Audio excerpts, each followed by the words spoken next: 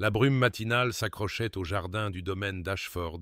tel un linceul, enveloppant les chênes centenaires et les haies soignées de couches de gris, qui adoucissaient chaque contour et estompaient chaque couleur, comme si le monde lui-même conspirait à brouiller les frontières entre présence et absence.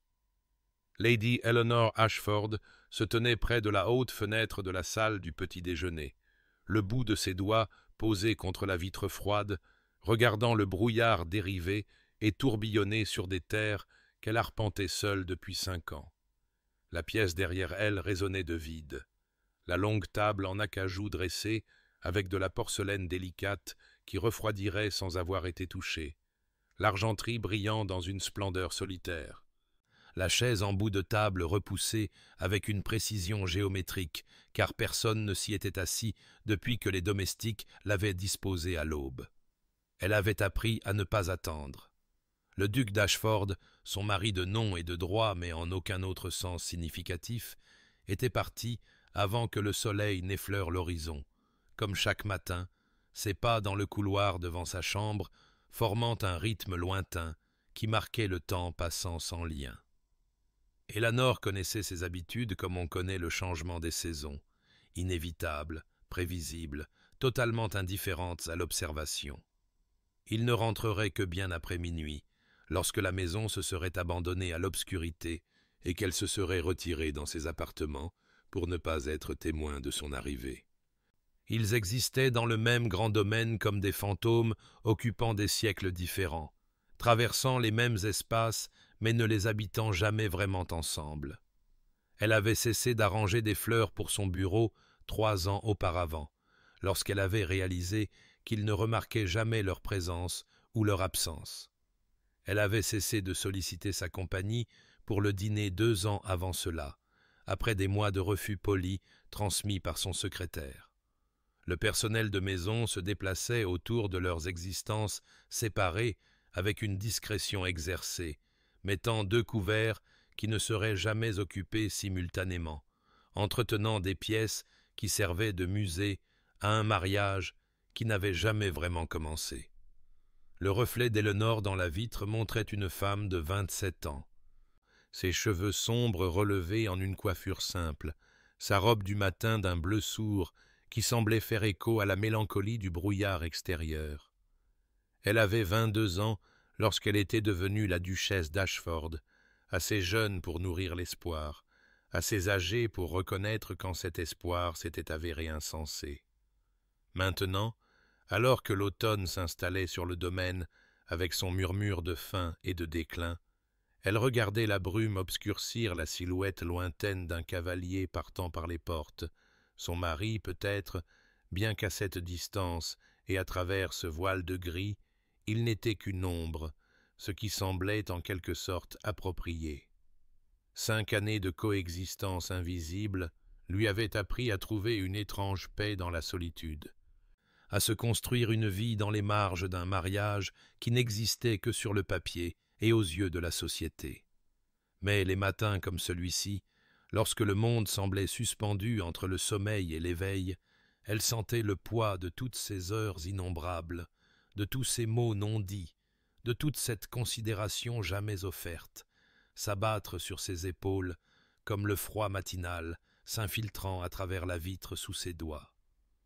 Mais avant que le destin de nos amoureux ne soit révélé, abonnez-vous pour ne manquer aucun chapitre de romance et de scandale. Et dites-nous dans les commentaires, d'où nous regardez-vous? Maintenant, commençons. 5 ans plus tôt, la cathédrale avait été emplie de lys et du murmure des plus grandes familles d'Angleterre, rassemblées non pour assister à l'union de l'amour, mais pour observer l'arrangement méticuleux de pouvoir et de propriété qui liait le duché d'Ashford à la fortune considérable du défunt père d'Éléanor.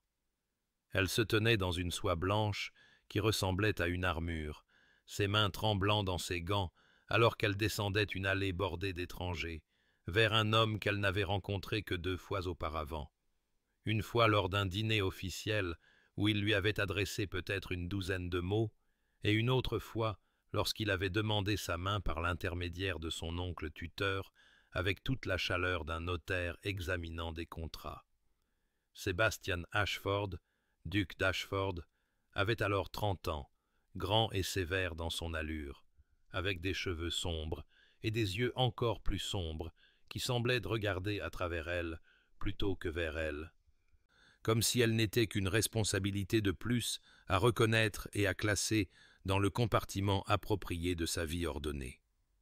La cérémonie s'était déroulée avec une précision sans faille, chaque mot prononcé avec la gravité appropriée, chaque geste exécuté avec une grâce aristocratique, et lorsqu'il avait placé l'anneau à son doigt, son contact avait été si bref et impersonnel qu'elle s'était sentie plus revendiquée que chérie. Le déjeuner de noces s'était déroulé dans un tourbillon de toasts au champagne et de félicitations polies, Éléanore souriant jusqu'à ce que son visage lui fasse mal, tandis que Sébastien se tenait à ses côtés, acceptant les vœux avec la même courtoisie froide qu'il aurait pu accorder à un associé, et lorsque la nuit était tombée et qu'elle s'était retrouvée seule dans les appartements de la duchesse, son cœur avait martelé d'un mélange confus d'espoir et de terreur quant à ce que la soirée pourrait apporter. Il était venu à sa porte à minuit, toujours dans sa tenue de mariage, bien qu'il eût desserré sa cravate, et la conversation qui avait suivi avait été brève et dévastatrice dans sa clarté. « Votre grâce », avait-il dit, et le titre formel, dans ce qui aurait dû être leur moment le plus intime, sonnait comme une porte qui se ferme. « Je crois que nous devrions établir les termes de notre arrangement. Ce mariage sert des objectifs nécessaires pour nos deux familles, mais je n'ai aucune intention de prétendre qu'il est autre chose que ce qu'il n'est pas. Vous aurez tout le confort, toute la courtoisie, toute la liberté appropriée à votre position. Je vous demande seulement de gérer la maisonnée avec compétence et d'apparaître à mes côtés lorsque les obligations sociales l'exigent. Au-delà de cela, je ne m'imposerai pas à vous, et je n'attends pas non plus que vous vous imposiez à moi. » Elle était restée là, dans sa robe de chambre, choisie avec soin dans un moment d'optimisme insensé, sentant chaque mot atterrir comme une pierre. « Vous parlez de notre mariage comme s'il s'agissait d'un contrat commercial, » avait-elle réussi à dire, sa voix à peine plus haute qu'un murmure.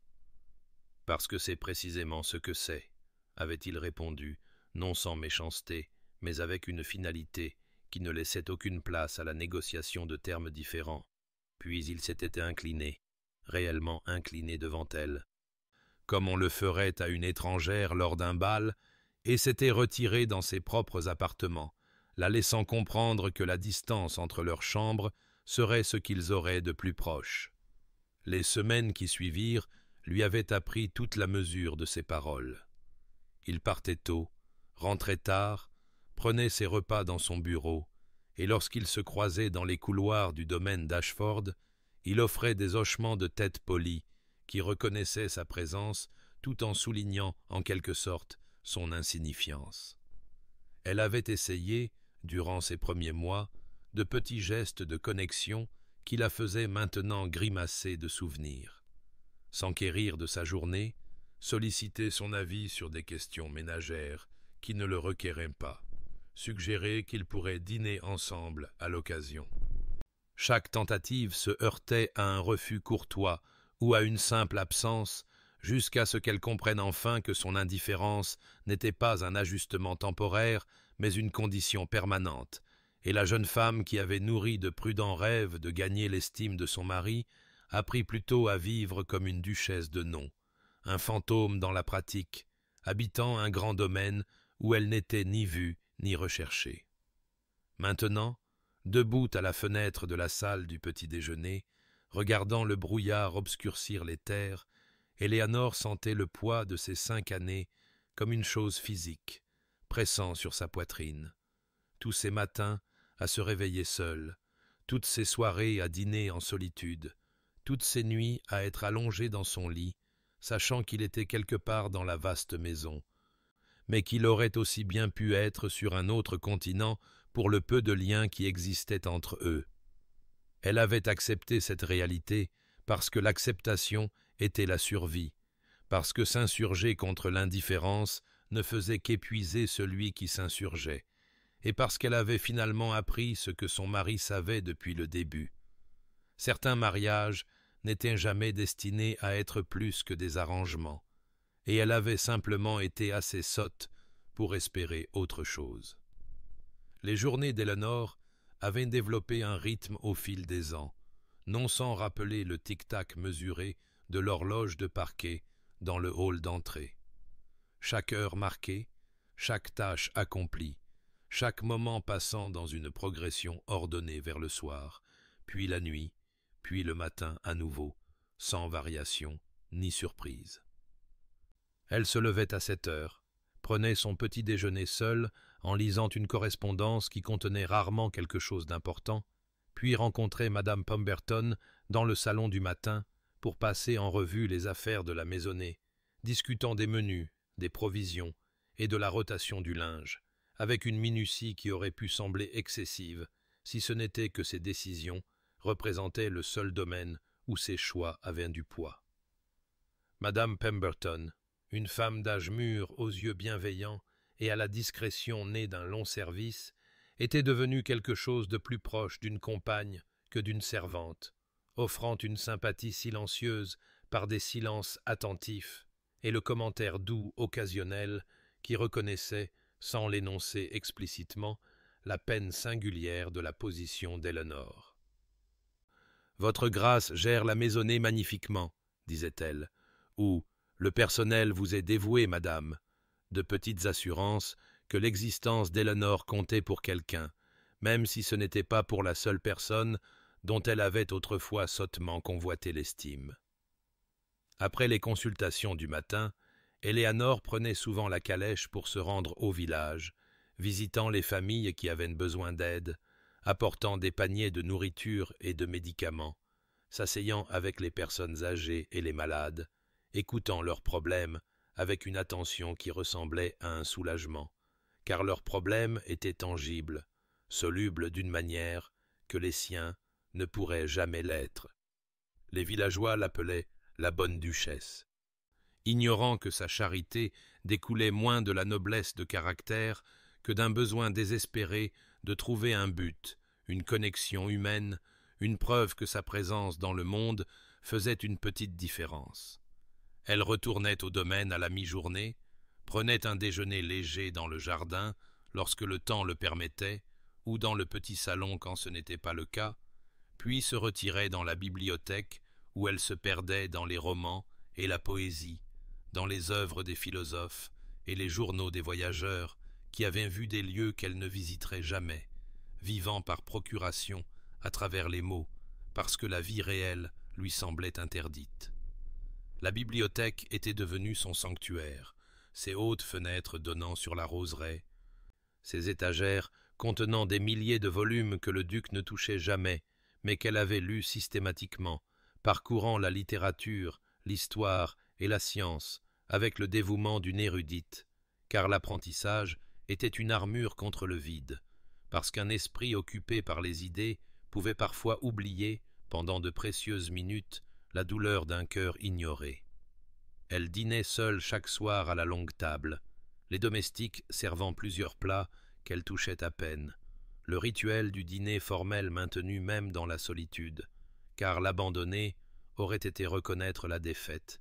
et lorsque le repas se terminait, elle retournait à la bibliothèque ou à ses appartements, rencontrant parfois le duc dans les couloirs lors de son bref passage de la porte d'entrée à son bureau ou de son bureau à ses propres appartements.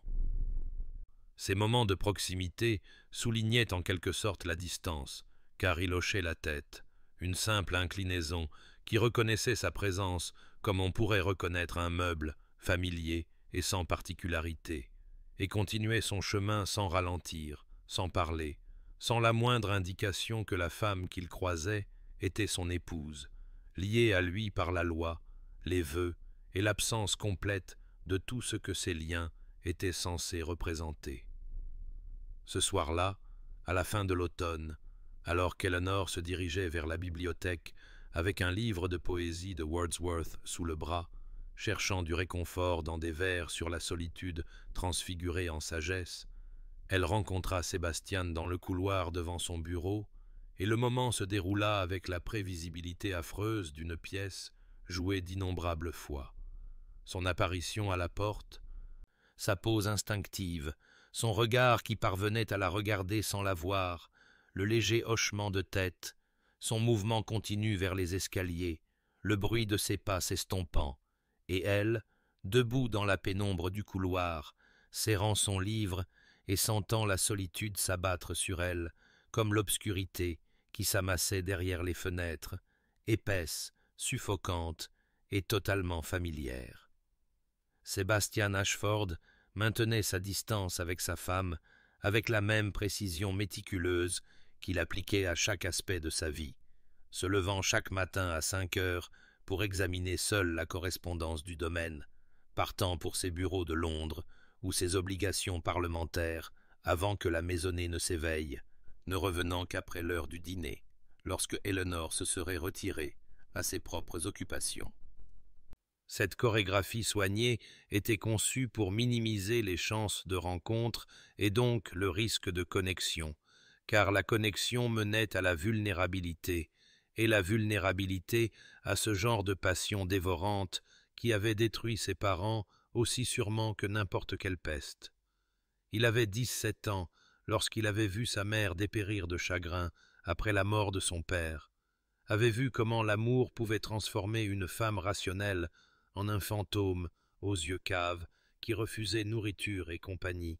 qui passait ses journées dans le bureau de son père à toucher ses affaires comme si elles étaient des reliques sacrées,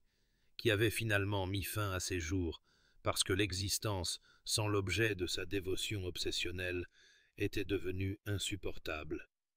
Sébastien s'était tenu sur sa tombe à côté de celle de son père et avait juré de ne jamais laisser une émotion aussi dangereuse prendre racine dans son propre cœur, comprenant déjà à l'époque que le mariage le plus sûr était celui bâti sur le devoir plutôt que sur le désir, sur le respect plutôt que sur le terrain perfide de l'affection. Lorsque ses conseillers avaient suggéré l'alliance avec la famille d'Éléanor, il avait accepté précisément parce qu'il ne ressentait rien pour la jeune fille pâle et silencieuse qu'il rencontrait lors des dîners officiels. Il pouvait regarder son visage calme et ne ressentir que l'évaluation froide que l'on pourrait porter sur un tableau envisagé pour l'achat. Assez agréable à regarder, peu susceptible de causer des perturbations, convenant à l'objectif requis. Il se disait que son indifférence était une gentillesse envers eux deux, quand maintenant une distance émotionnelle, il la protégeait de la possibilité de devenir ce que sa mère avait été, dépendante, désespérée et finalement détruite. Cependant, il n'examinait pas de trop près si cette logique servait sa protection à elle, ou simplement son propre confort, sa propre détermination à ne jamais ressentir ce que son père avait dû ressentir en voyant le déclin de sa femme, la culpabilité impuissante de savoir que sa propre existence était devenue l'unique raison de vivre d'une autre personne. Pourtant, Sébastien n'était pas aussi inconscient de la présence d'Éléanor qu'elle le croyait. En fait, il avait développé une conscience périphérique de ses mouvements dans la maison, savait sans tout à fait admettre qu'il le savait qu'elle prenait son petit déjeuner à 8 heures et son thé à 4 heures, qu'elle se promenait dans les jardins par temps clair et se retirait à la bibliothèque quand il pleuvait, qu'elle portait le plus souvent du gris et du bleu pâle, que son pas dans le couloir était léger et hésitant, comme si elle se déplaçait dans sa propre maison tel un invité qui s'excuse. Et parfois, lorsqu'il la croisait lors de ces brèves et terribles rencontres, il sentait le parfum de lavande qu'elle affectionnait et sentait quelque chose se tordre dans sa poitrine, qu'il réprima rapidement, se disant que ce n'était que l'inconfort de leur arrangement, rien de plus significatif que cela. Il avait perfectionné l'art de la regarder sans la voir, de hocher la tête en signe de reconnaissance, tandis que son esprit passait déjà à la prochaine affaire nécessitant son attention. Mais il y avait des moments, bien qu'il ne l'aurait admis même à lui-même, où son regard était attiré par sa silhouette dans le jardin, alors qu'il se tenait à la fenêtre de son bureau, observant la façon dont elle s'arrêtait pour examiner les roses ou parler avec le jardinier, la façon dont la lumière du soleil se prenait dans ses cheveux sombres. Il éprouvait alors quelque chose d'inconfortablement proche de la curiosité quant aux pensées qui occupaient son esprit, aux rêves qu'elle nourrissait, avant de se détourner et de s'enfouir dans les registres et la correspondance, dans le monde sûr et quantifiable des affaires et du devoir où les émotions ne pouvaient s'immiscer et détruire. Maintenant, la distance prudente qui était, se disait-il, la plus grande gentillesse qu'il pouvait lui offrir. L'invitation arriva un mardi matin de début novembre, livrée avec le courrier habituel et ne se distinguant que par le papier crème épais et le sceau de cire cramoisi frappé du blason de la famille Montrose. Eleanor faillit la mettre de côté avec les autres correspondances sociales qu'elle déclinait systématiquement, jusqu'à ce que Madame Pemberton, triant avec elle le courrier du matin, émette un petit son d'intérêt et dise « Le bal des Montrose, votre grâce, c'est considéré comme l'événement de la saison, si je comprends bien. » Son ton soigneusement neutre, mais ses yeux contenant une question, peut-être même un espoir. Eleanor retourna l'invitation dans ses mains, sentant le poids du papier coûteux, lisant l'écriture élégante qui sollicitait l'honneur de la présence du duc et de la duchesse d'Ashford à une soirée de danse et de célébration 3 semaines plus tard, et sentit quelque chose s'agiter dans sa poitrine qui aurait pu être du désir ou de la peur, les deux émotions si étroitement liées après des années d'isolement prudent qu'elle ne pouvait plus les distinguer. Elle n'avait assisté à aucune réunion sociale depuis la première année de son mariage, lorsque les regards apitoyés et les conversations soigneusement évitées sur l'absence remarquée du duc à ses côtés étaient devenues insupportables, lorsqu'elle avait réalisé qu'être vue en société ne faisait que souligner son invisibilité au sein de sa propre maison. Elle s'était alors retirée dans la sécurité de la solitude, où, au moins, sa solitude était privée plutôt qu'exposée publiquement pour le divertissement du ton. Mais quelque chose dans l'expression de Madame Pemberton, quelque chose dans le fait même qu'elle avait 25 ans et avait passé les 4 dernières années à ne voir personne d'autre que les domestiques et les villageois, quelque chose dans le désir désespéré de conversation, de musique et de la simple présence d'autres êtres humains engagés dans les plaisirs ordinaires de la vie, la fit hésiter plutôt que de rédiger immédiatement un refus poli. « Ils parleront, » dit doucement Éléanore, ne regardant pas la gouvernante mais l'invitation dans ses mains. « Du duc et de moi, de notre arrangement, ils se demanderont pourquoi je viens seul, ou pourquoi nous maintenons une telle distance même en public. »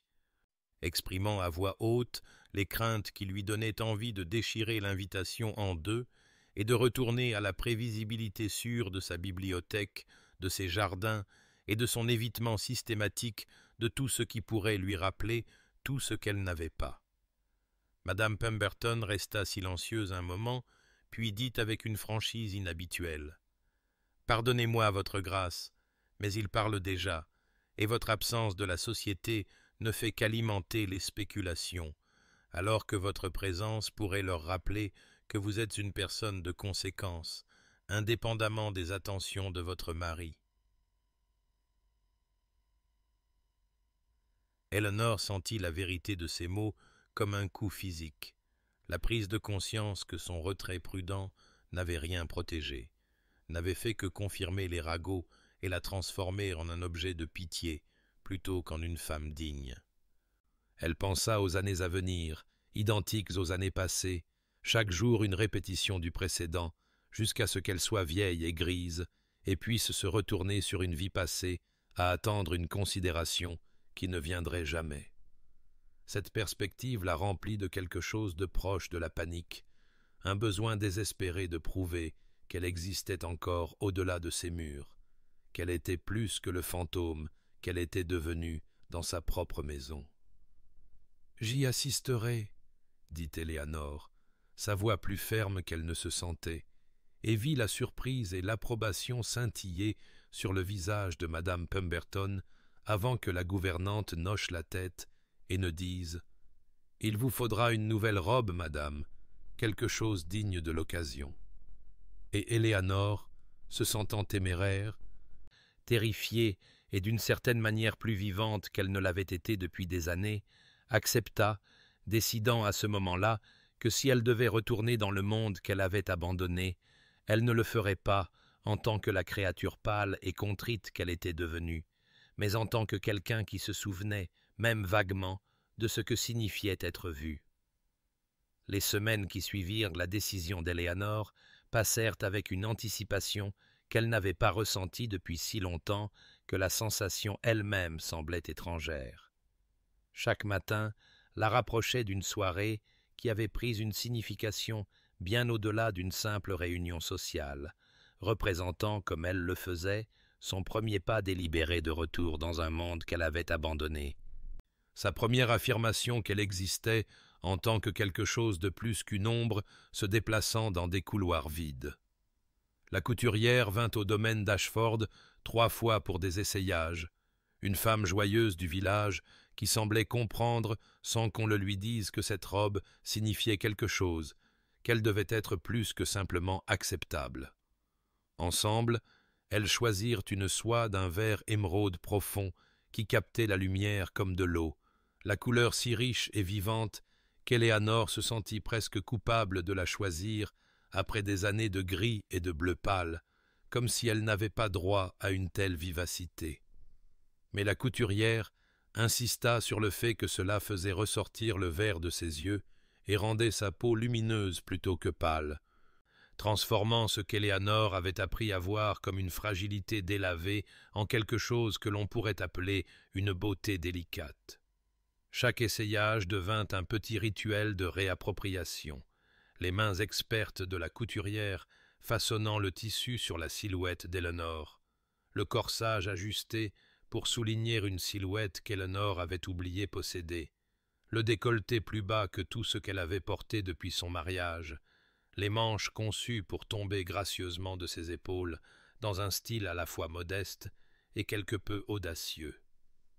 Et alors qu'Éléanore se tenait devant le miroir, regardant la robe prendre forme, elle avait l'impression d'assister à sa propre résurrection,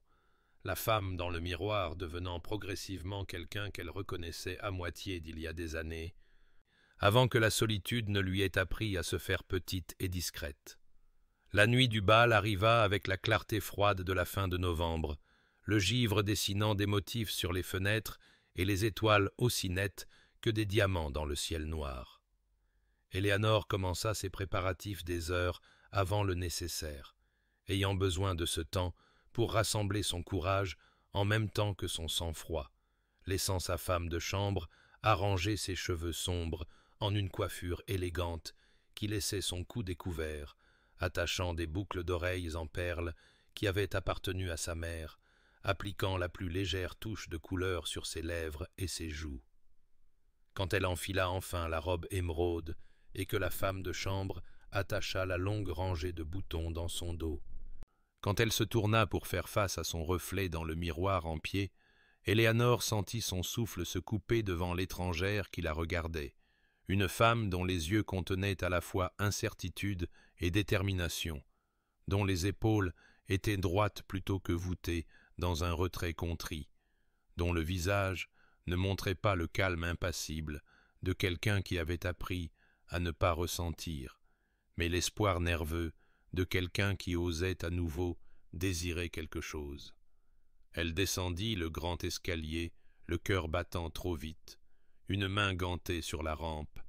et ne vit Sébastien sortir de son bureau que lorsqu'elle fut à mi-chemin, ne réalisa qu'il l'observait que lorsqu'un instinct la fit lever les yeux et le trouver figé dans l'embrasure de la porte. Son expression illisible, mais ses yeux fixés sur elle avec une intensité qu'elle n'avait jamais vue diriger vers elle. Pendant un instant, aucun ne bougea. Éléanore, suspendue dans les escaliers, dans sa robe verte, comme un portrait de quelqu'un qu'elle avait été, Sébastien la fixant comme s'il la voyait pour la première fois, la voyant vraiment. et quelque chose passa entre eux dans ce silence. Une reconnaissance peut-être, ou un choc, ou le début d'une question qu'il ne savait pas encore comment poser, avant qu'Eleanor ne continue sa descente et que Sébastien ne se retire dans son bureau sans un mot. Et ils partirent pour le bal dans des calèches séparées, comme ils faisaient tout le reste. La distance entre eux maintenue, alors même que quelque chose de nouveau et de fragile, comme le givre, commençait à se former dans l'espace où se trouvait autrefois l'indifférence. Le domaine des Montrose flamboyait de lumière contre l'obscurité de novembre, chaque fenêtre dorée et accueillante, et alors que la calèche d'Éléanor rejoignait le cortège de véhicules déposant des invités élégamment vêtus à l'entrée, elle sentit son courage soigneusement rassemblé commencer à s'effilocher. La réalité de ce qu'elle tentait de faire devint soudain écrasante dans son énormité, après des années d'isolement auto-imposé qui avaient fait de la société elle-même un pays étranger dont elle avait oublié les coutumes. Le valet de pied l'aida à descendre, et elle monta seule les larges marches de marbre.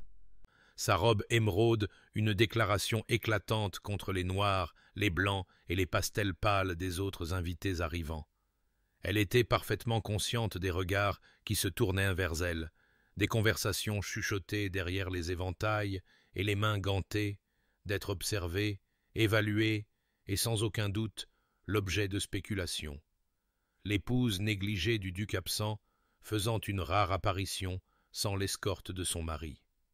Le hall d'entrée était une agression sensorielle après le calme du domaine d'Ashford, tout en bruit, mouvement et éclat. Des lustres dégoulinant de lumière cristalline, des miroirs multipliant la foule jusqu'à ce qu'il semble y avoir des centaines de personnes présentes plutôt que des douzaines, des musiciens accordant leurs instruments dans la salle de bal au-delà, et le simple volume des voix humaines, riant, saluant, conversant, fit tourner la tête d'Eleanor, après si longtemps, à n'entendre que les tons doux de madame Pemberton et les mots occasionnels des femmes du village, acceptant sa charité. Elle se sentit exposée et incertaine, sa confiance antérieure s'évaporant face à tant de vie, de couleurs et de connexions, et elle envisageait de battre en retraite, d'inventer une excuse sur le fait de ne pas se sentir bien, quand une voix à côté d'elle dit « Pardonnez ma hardiesse, mais vous semblez aussi accablé par tout cela que je le suis, et j'ai pensé que nous pourrions peut-être être accablés ensemble plutôt que séparément. » Elle se tourna pour trouver un gentleman, la regardant avec des yeux gris bienveillants et une expression d'une amitié si sincère que son retrait instinctif hésita. Il avait peut-être 30 ans, grand et bien bâti, avec des cheveux sombres parsemés d'argent aux tempes et un visage qui suggérait l'intelligence et l'humour plutôt qu'une beauté conventionnelle. Il s'inclina avec la grâce aisée de quelqu'un à l'aise dans sa peau et dit « Lord James Hartley, récemment du Yorkshire et souhaitant actuellement y être resté, car je suis nul dans ces affaires et ne connais presque personne, ce qui fait de moi soit la pire, soit la meilleure personne pour vous offrir compagnie, selon votre tolérance pour les conversations maladroites. » Eleanor se surprit à presque sourire malgré sa nervosité, quelque chose dans sa manière autodérisoire la mettant à l'aise, et elle fit une révérence, disant « Eleanor Ashford, votre grâce, enfin, je veux dire votre seigneurie, c'est moi qui rends déjà la conversation maladroite. » Et fut surprise quand il rit, non pas méchamment mais avec un amusement réel, et répondit « Alors nous sommes bien assortis dans notre inaptitude, votre grâce, et puis-je solliciter l'honneur de cette danse afin que nous puissions être maladroits en mouvement plutôt que de rester ici à être maladroits à l'arrêt ?» Elle hésita, cherchant Sébastien du regard, bien qu'elle sût qu'il ne serait pas prêt, qu'il serait quelque part en périphérie, maintenant sa distance prudente comme toujours. Et quand elle regarda de nouveau Lord Hartley, elle ne vit que patience et gentillesse dans son expression, aucune pitié ni calcul, rien d'autre qu'une simple offre humaine de compagnie. Elle se surprit à hocher la tête, à accepter son bras tendu, à le laisser la conduire vers la salle de bal, où les couples formaient des ensembles pour une contredanse. Ressentant pour la première fois en 5 ans la sensation extraordinaire d'être vue, qu'on lui parle comme si ses réponses comptaient, d'exister dans la conscience de quelqu'un comme plus qu'une obligation incommode. De l'autre côté de la pièce, à moitié caché derrière un pilier près de la salle de jeu, Sébastien regardait sa femme poser sa main sur le bras d'un autre homme, la regardait entrer sur la piste de danse avec une aisance qu'elle n'avait jamais montrée avec lui, et se disait fermement que la tension dans sa poitrine n'était que la conséquence de trop de vin sur un estomac vide, rien de plus significatif que cela, rien qui ne nécessitait d'examen ou de reconnaissance, certainement pas les premiers frémissements de quelque chose qui pourrait être appelé jalousie ou regret. La contredanse les rapprochait et les séparait selon les motifs prescrits, les mains se rencontrant et se relâchant, Éléanore se déplaçant à travers les pas familiers avec une grâce qu'elle ne réalisait pas posséder encore. Lorsque les mouvements permettaient la conversation, Lord Hartley dit « Vous dansez magnifiquement, votre grâce, avec l'aisance de quelqu'un qui a fait cela depuis l'enfance. » Éléanore se surprit à répondre sans la prudence mesurée qui était devenue sa compagne constante, disant « Ma mère a insisté pour que j'apprenne correctement, bien que j'avoue ne pas avoir dansé depuis si longtemps que je craignais d'avoir tout oublié, mais apparemment le corps se souvient de ce que l'esprit pense perdu. » La danse les sépara brièvement, puis les ramena ensemble, et Hartley continua comme s'il n'y avait pas eu d'interruption. « Je trouve que c'est vrai pour beaucoup de choses. Nous nous croyons diminués par le temps et le manque de pratique, mais touchez la bonne circonstance, et nous découvrons que nous n'avons fait qu'attendre plutôt que de dépérir. »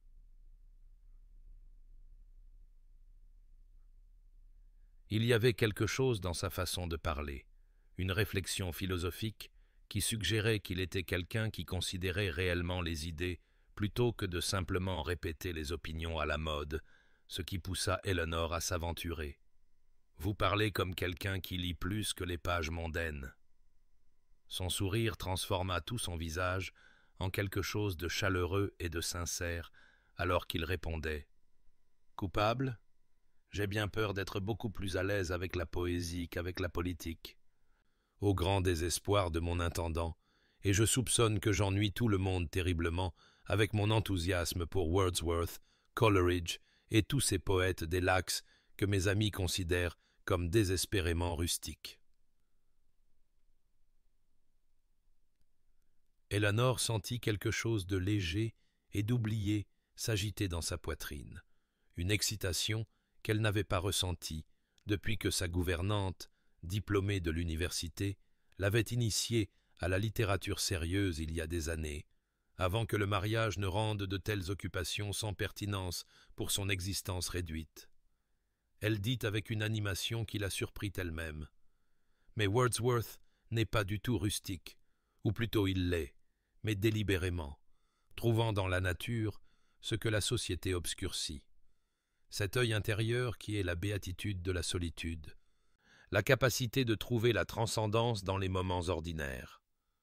L'expression de Hartley passa à une surprise ravie, alors qu'il disait « Vous connaissez les jonquilles, mais bien sûr que vous les connaissez, pardonnez-moi.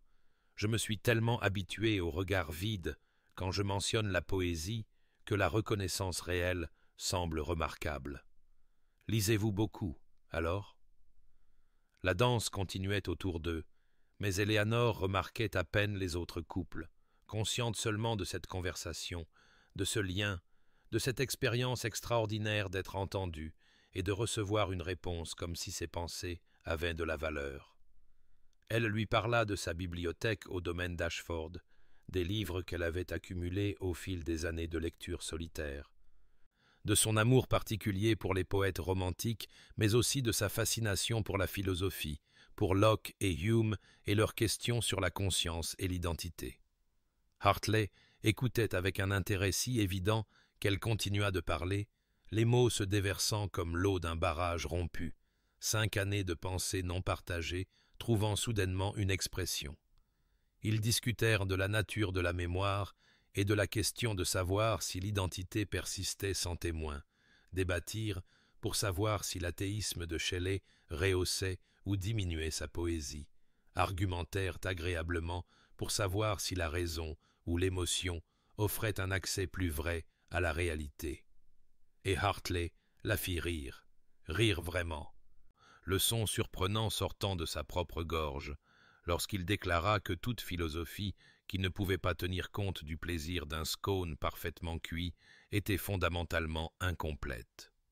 Eleanor s'entendit rire à nouveau lorsqu'elle rétorqua qu'il n'avait manifestement jamais vraiment souffert. Sinon, il ne serait pas si désinvolte quant au réconfort de la raison dans l'obscurité. De l'autre côté de la salle de bal, toujours à moitié dissimulée par le pilier, Sébastien regardait le visage de sa femme se transformer par le rire, la regardait devenir animée et vivante, d'une manière qu'il n'avait jamais vue, la regardait interagir avec cet étranger, avec une aisance et une joie qui firent se tordre quelque chose de douloureux dans sa poitrine. Il se répéta qu'il s'en moquait, que c'était exactement ce qu'il avait voulu. Eleanor, occupée et contente de sa propre vie séparée de la sienne, mais ses mains serraient son verre de vin avec une force telle que ses jointures blanchirent, et il se rendit compte qu'il ne pouvait pas détourner le regard, ne pouvait pas cesser de regarder cette version d'Eleanor qu'il n'avait jamais su exister, vibrante et rieuse et absolument magnifique dans sa robe émeraude. Et pour la première fois en 5 ans, Sébastien sentit l'indifférence soigneusement construite qui avait régi son mariage commencer à se fissurer sous le poids de quelque chose qu'il refusait de nommer. La contredanse se termina par un dernier tour et une révérence,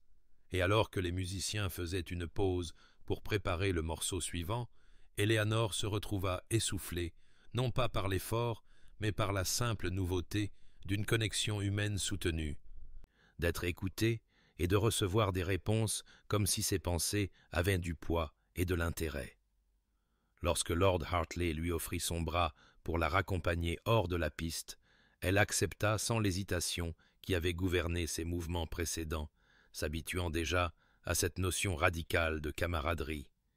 Il la guida vers la salle des rafraîchissements, parlant d'une traduction particulière de Dante qu'il avait récemment acquise, lui demandant si elle avait lu l'enfer et ce qu'elle pensait de sa conception de la justice divine. Eleanor formulait une réponse sur la différence entre justice et vengeance lorsqu'ils rencontrèrent une femme élégante d'environ 25 ans qui partageait les yeux gris et l'expression intelligente de Hartley. Il dit avec une affection évidente « Eleanor, pardonnez-moi. Votre grâce, puis-je vous présenter ma sœur, Lady Catherine Hartley, qui tente de me civiliser depuis l'enfance avec un succès limité. » Catherine fit une révérence avec une chaleur qui suggérait une amitié sincère plutôt qu'une simple formalité, disant « Mon frère n'a parlé que de poésie et de philosophie depuis son retour de votre danse, votre grâce, ce qui signifie que soit vous avez magnifiquement flatté ses obsessions, soit vous les partagez réellement, et j'espère désespérément que c'est la seconde option, car il serait délicieux d'avoir quelqu'un qui pourrait discuter d'idées plutôt que simplement de mode et de ragots. Eleanor se sentit attirée par la franchise de Catherine, si différente des manœuvres sociales prudentes dont elle se souvenait de sa brève saison avant le mariage.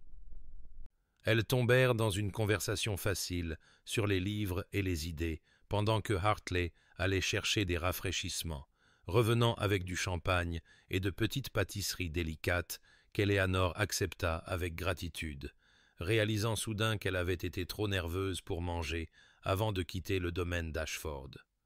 Ils restèrent tous les trois ensemble dans une conversation amicale, Catherine mentionnant qu'elle et James étaient en visite du Yorkshire pour la saison,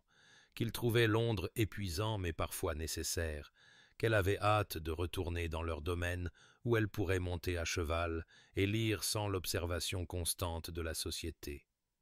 Eleanor ressentit une affinité avec cette femme qui semblait valoriser la substance plutôt que la superficialité, qui disait ce qu'elle pensait sans artifice ni calcul. Alors que les musiciens commençaient à s'accorder pour le morceau suivant, Hartley se tourna vers Eleanor avec une expression à la fois pleine d'espoir et légèrement hésitante, et il dit « Votre grâce, je me demande si je pourrais abuser de votre gentillesse. Consentiriez-vous à une autre danse, ou ai-je déjà trop monopolisé votre soirée ?» Eleanor sentit le flottement familier de désirs contradictoires, le plaisir d'être désirée pour sa compagnie, luttant avec le sentiment ancré qu'elle ne devrait pas attirer l'attention, ne devrait pas donner à la société une raison de plus de spéculer sur l'épouse négligée du duc absent. Mais lorsqu'elle jeta un coup d'œil vers l'endroit où elle avait vu Sébastien pour la dernière fois, près du pilier, il n'était plus là, disparu comme il le faisait toujours. Elle pensa avec un éclair de ce qui aurait pu être du défi ou du désespoir que 5 ans d'invisibilité lui avaient valu au moins une soirée de visibilité, une nuit à exister dans la conscience de quelqu'un comme plus qu'un inconvénient ou une obligation. Elle était sur le point d'accepter quand Hartley continua, sa voix baissant légèrement comme pour offrir une intimité malgré la salle bondée. Et j'espère que ce n'est pas trop audacieux, votre grâce, mais je me demande si je pourrais vous rendre visite au domaine d'Ashford. Je pars pour le Yorkshire dans 15 jours, et j'avoue que j'apprécierais beaucoup de poursuivre notre conversation sur la conception de la mémoire et de l'identité chez Wordsworth, si vous permettiez une telle visite. Eleanor sentit son souffle se couper, car c'était différent d'une danse. C'était la reconnaissance qu'il désirait plus qu'une simple connaissance d'un soir, qu'il trouvait assez de valeur dans sa compagnie pour la rechercher délibérément. Son esprit parcourut rapidement les implications et les convenances, parfaitement consciente qu'elle était mariée, même si ce mariage n'existait que sur le papier, que recevoir les visites d'un gentleman célibataire pourrait franchir une ligne invisible qu'elle n'avait pas encore articulée. Mais Hartley sembla lire son hésitation, car il ajouta rapidement « Je devrais préciser. Je ne cherche que l'amitié et la conversation, votre grâce. Je ne présumerai jamais rien d'inapproprié, étant donné votre situation, mais j'ai si rarement trouvé quelqu'un qui s'engage avec les idées comme vous le faites, et Catherine m'accompagnerait comme chaperon. Tout serait entièrement convenable, simplement une occasion de discuter de littérature et de philosophie autour d'un thé plutôt que de crier par-dessus la musique de bal. » Il y avait un tel espoir sincère dans son expression, un intérêt si authentique pour ses pensées plutôt qu'une séduction calculée, qu'Eleanor se surprit à hocher la tête, à dire oui, qu'elle accueillerait une telle visite, qu'elle aussi avait rarement trouvé d'occasion de conversation substantielle et apprécierait la chance de poursuivre leur discussion. Le visage de Hartley se transforma de plaisir, et il s'inclina profondément, disant « Vous avez rendu ce bal fastidieux tout à fait valable, votre grâce. Je passerai mardi prochain si cela vous convient. » Eleanor accepta, sentant quelque chose comme de l'anticipation fleurir dans sa poitrine. Quelque chose qu'elle n'avait pas ressenti depuis si longtemps qu'elle en avait presque oublié la sensation. Et tandis que Hartley la ramenait sur la piste pour leur deuxième danse, elle ne vit pas Sébastien sortir de la salle de jeu où il s'était retiré, ne remarqua pas comment ses mains serraient son verre de vin avec une telle force que la tige de cristal délicate se fissura sous ses doigts, n'observa pas comment son indifférence soigneusement cultivée avait cédé la place à quelque chose de brut et de douloureux qu'il refusait d'examiner de trop près, sachant seulement que regarder Éléanore, accepter les attentions d'un autre homme, la regarder sourire, rire et accepter de futures rencontres, avec une aisance qu'elle ne lui avait jamais montrée, ressemblait à se noyer dans une mer de sa propre création. Chaque vague portant le poids de 5 années de distance délibérée qui semblait soudain moins une protection et plus la plus grande erreur de sa vie soigneusement contrôlée. La soirée s'était approfondie pour atteindre cette heure singulière où le champagne et la lumière des bougies conspirent pour rendre tout plus vif et possible. Eleanor se retrouva une fois de plus à s'approcher de la piste de danse au bras de Lord Hartley, la troisième fois qu'il sollicitait sa compagnie et la troisième fois qu'elle acceptait, sans l'hésitation qui avait marqué ses décisions antérieures. Alors qu'ils prenaient leur position pour la valse, cette danse encore scandaleuse qui exigeait une réelle proximité entre les partenaires, elle se sentit parfaitement consciente des regards posés sur eux, des chuchotements qui spéculaient sûrement sur l'épouse longtemps négligée du duc et ce comte attentionné du Nord. Mais pour une fois, elle constata qu'elle se moquait des observations de la société. Elle était simplement reconnaissante d'être vue, d'exister dans la conscience de quelqu'un comme quelque chose de plus qu'un fantôme hantant sa propre vie. Hartley lui sourit en la regardant, cette expression chaleureuse et sincère qui semblait incapable d'artifice ou de calcul. Et alors qu'ils entamaient le premier tour, Éléanore sentit quelque chose de léger et de libre se déployer dans sa poitrine, une partie d'elle-même qu'elle avait enfermée pendant 5 ans de survie, soudainement autorisée à émerger. Lorsque la danse exigea qu'elle recule et fasse une révérence avant qu'ils ne se rejoignent, cette reconnaissance formelle de respect et d'estime mutuelle que la valse exigeait, elle s'enfonça dans le geste avec une grâce qui venait d'années d'entraînement, mais aussi d'une appréciation sincère, d'une reconnaissance authentique que cet homme la voyait et appréciait ce qu'il voyait. En se relevant de la révérence et en rencontrant les yeux de Hartley, elle y vit le même regard chaleureux, la même reconnaissance de sa valeur, et il s'inclina devant elle avec une profondeur qui suggérait la révérence plutôt que la simple formalité. Pendant un instant cristallin, Éléanore se sentit pleinement présente dans sa propre existence, entièrement visible, entièrement valorisée. De l'autre côté de la salle de bal, Sébastien était sorti de son exil auto-imposé dans la salle de jeu, attiré par un instinct qu'il ne pouvait nommer et ne voulait pas examiner. Il se tenait partiellement dissimulé par les lourds rideaux de velours qui encadraient les hautes fenêtres, regardant sa femme qu'il n'avait pas touchée depuis 5 ans, à qui il n'avait pas adressé la parole au-delà des politesses nécessaires, qu'il n'avait pas regardé directement de peur de ce qu'il pourrait ressentir, faire une révérence à un autre homme avec une grâce et une chaleur qu'elle ne lui avait jamais montrées. Il regarda Hartley s'incliner devant elle, avec un respect et une admiration évidents, regarda quelque chose passer entre eux qui ressemblait remarquablement à une reconnaissance mutuelle, au fondement d'une estime sincère. Sébastien sentit quelque chose se fissurer profondément dans sa poitrine, le sentit comme une rupture physique, comme la brisure de la glace qui s'était formée au fil des années de gel délibéré.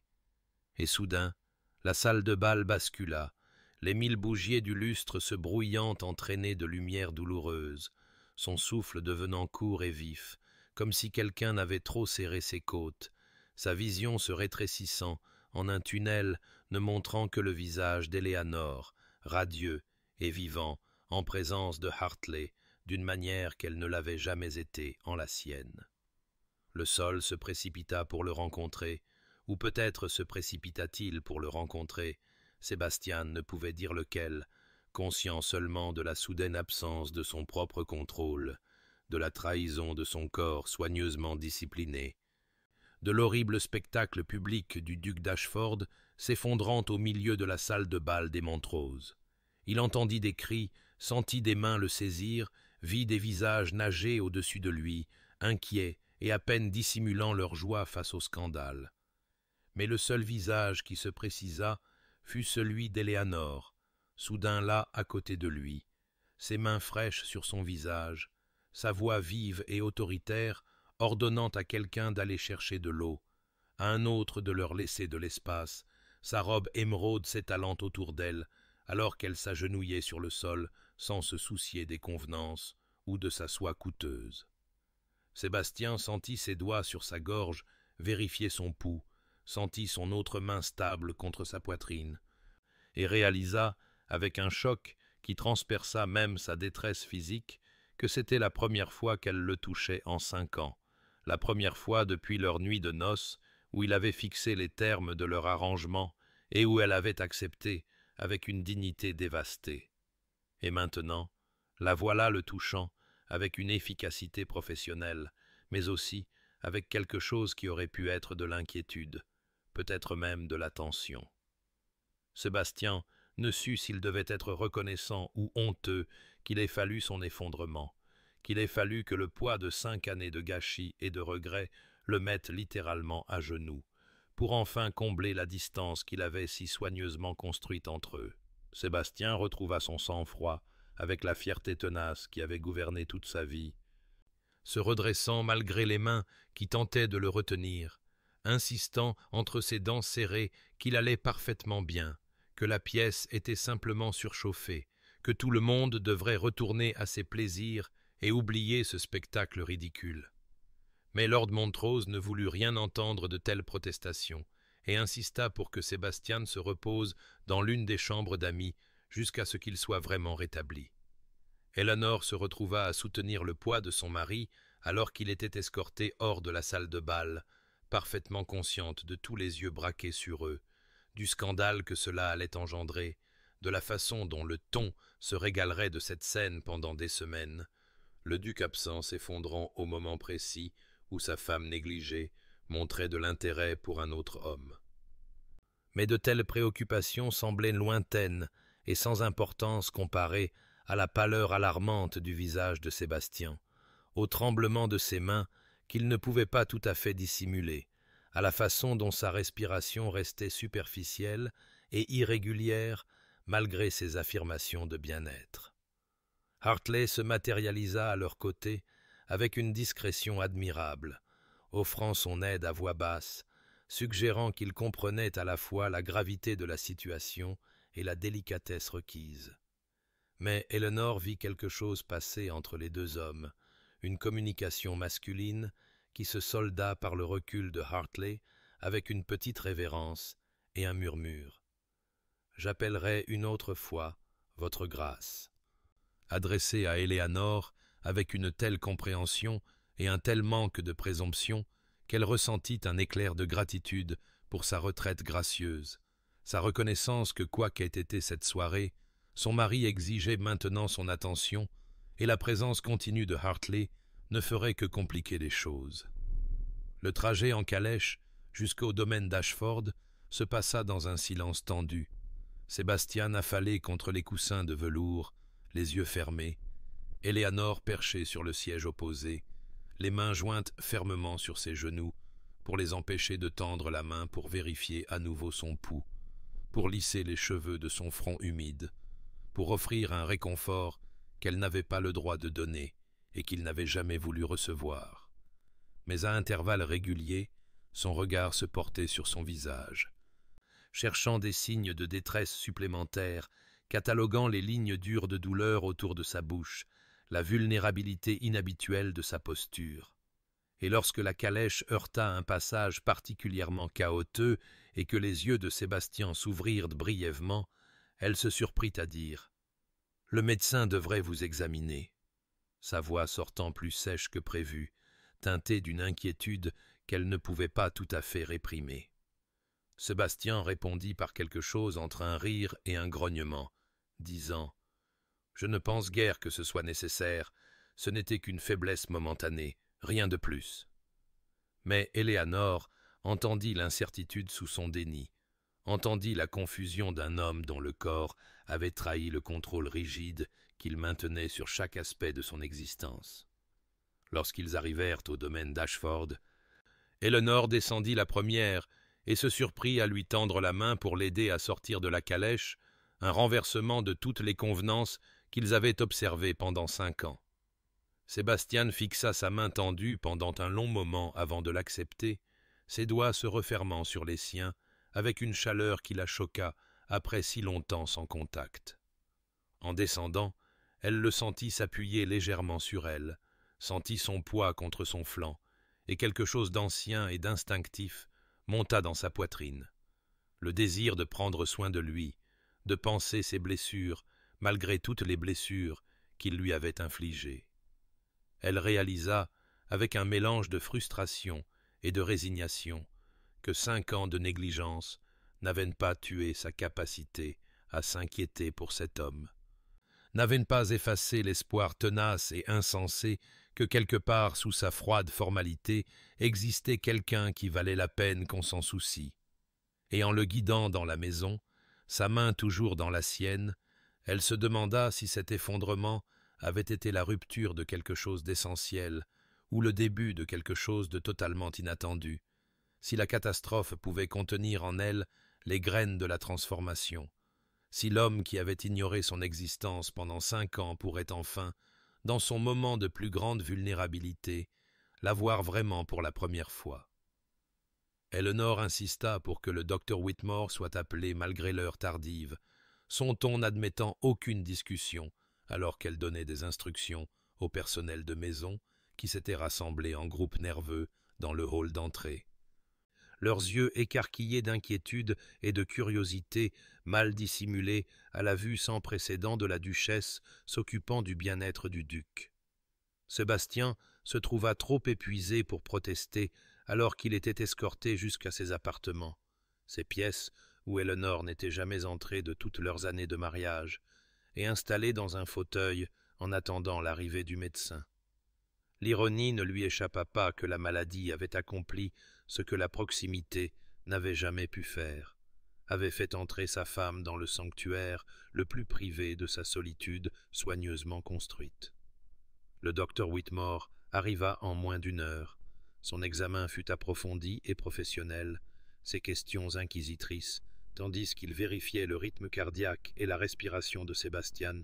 scrutait ses yeux, palpait son abdomen, s'enquérait de ses habitudes de sommeil, de ses habitudes alimentaires, des stress qu'il portait. Eleanor se tenait à l'écart, observant avec une intensité qui mettait Sébastien extrêmement mal à l'aise, lui faisant prendre conscience de la manière dont il avait négligé les exigences fondamentales de l'autopréservation dans sa quête de sécurité émotionnelle par la distance et le contrôle. Le diagnostic du médecin tomba avec une gravité qui suggérait à la fois de l'inquiétude et un certain manque de surprise. Épuisement sévère, aggravé par un stress chronique, repas irréguliers, sommeil insuffisant,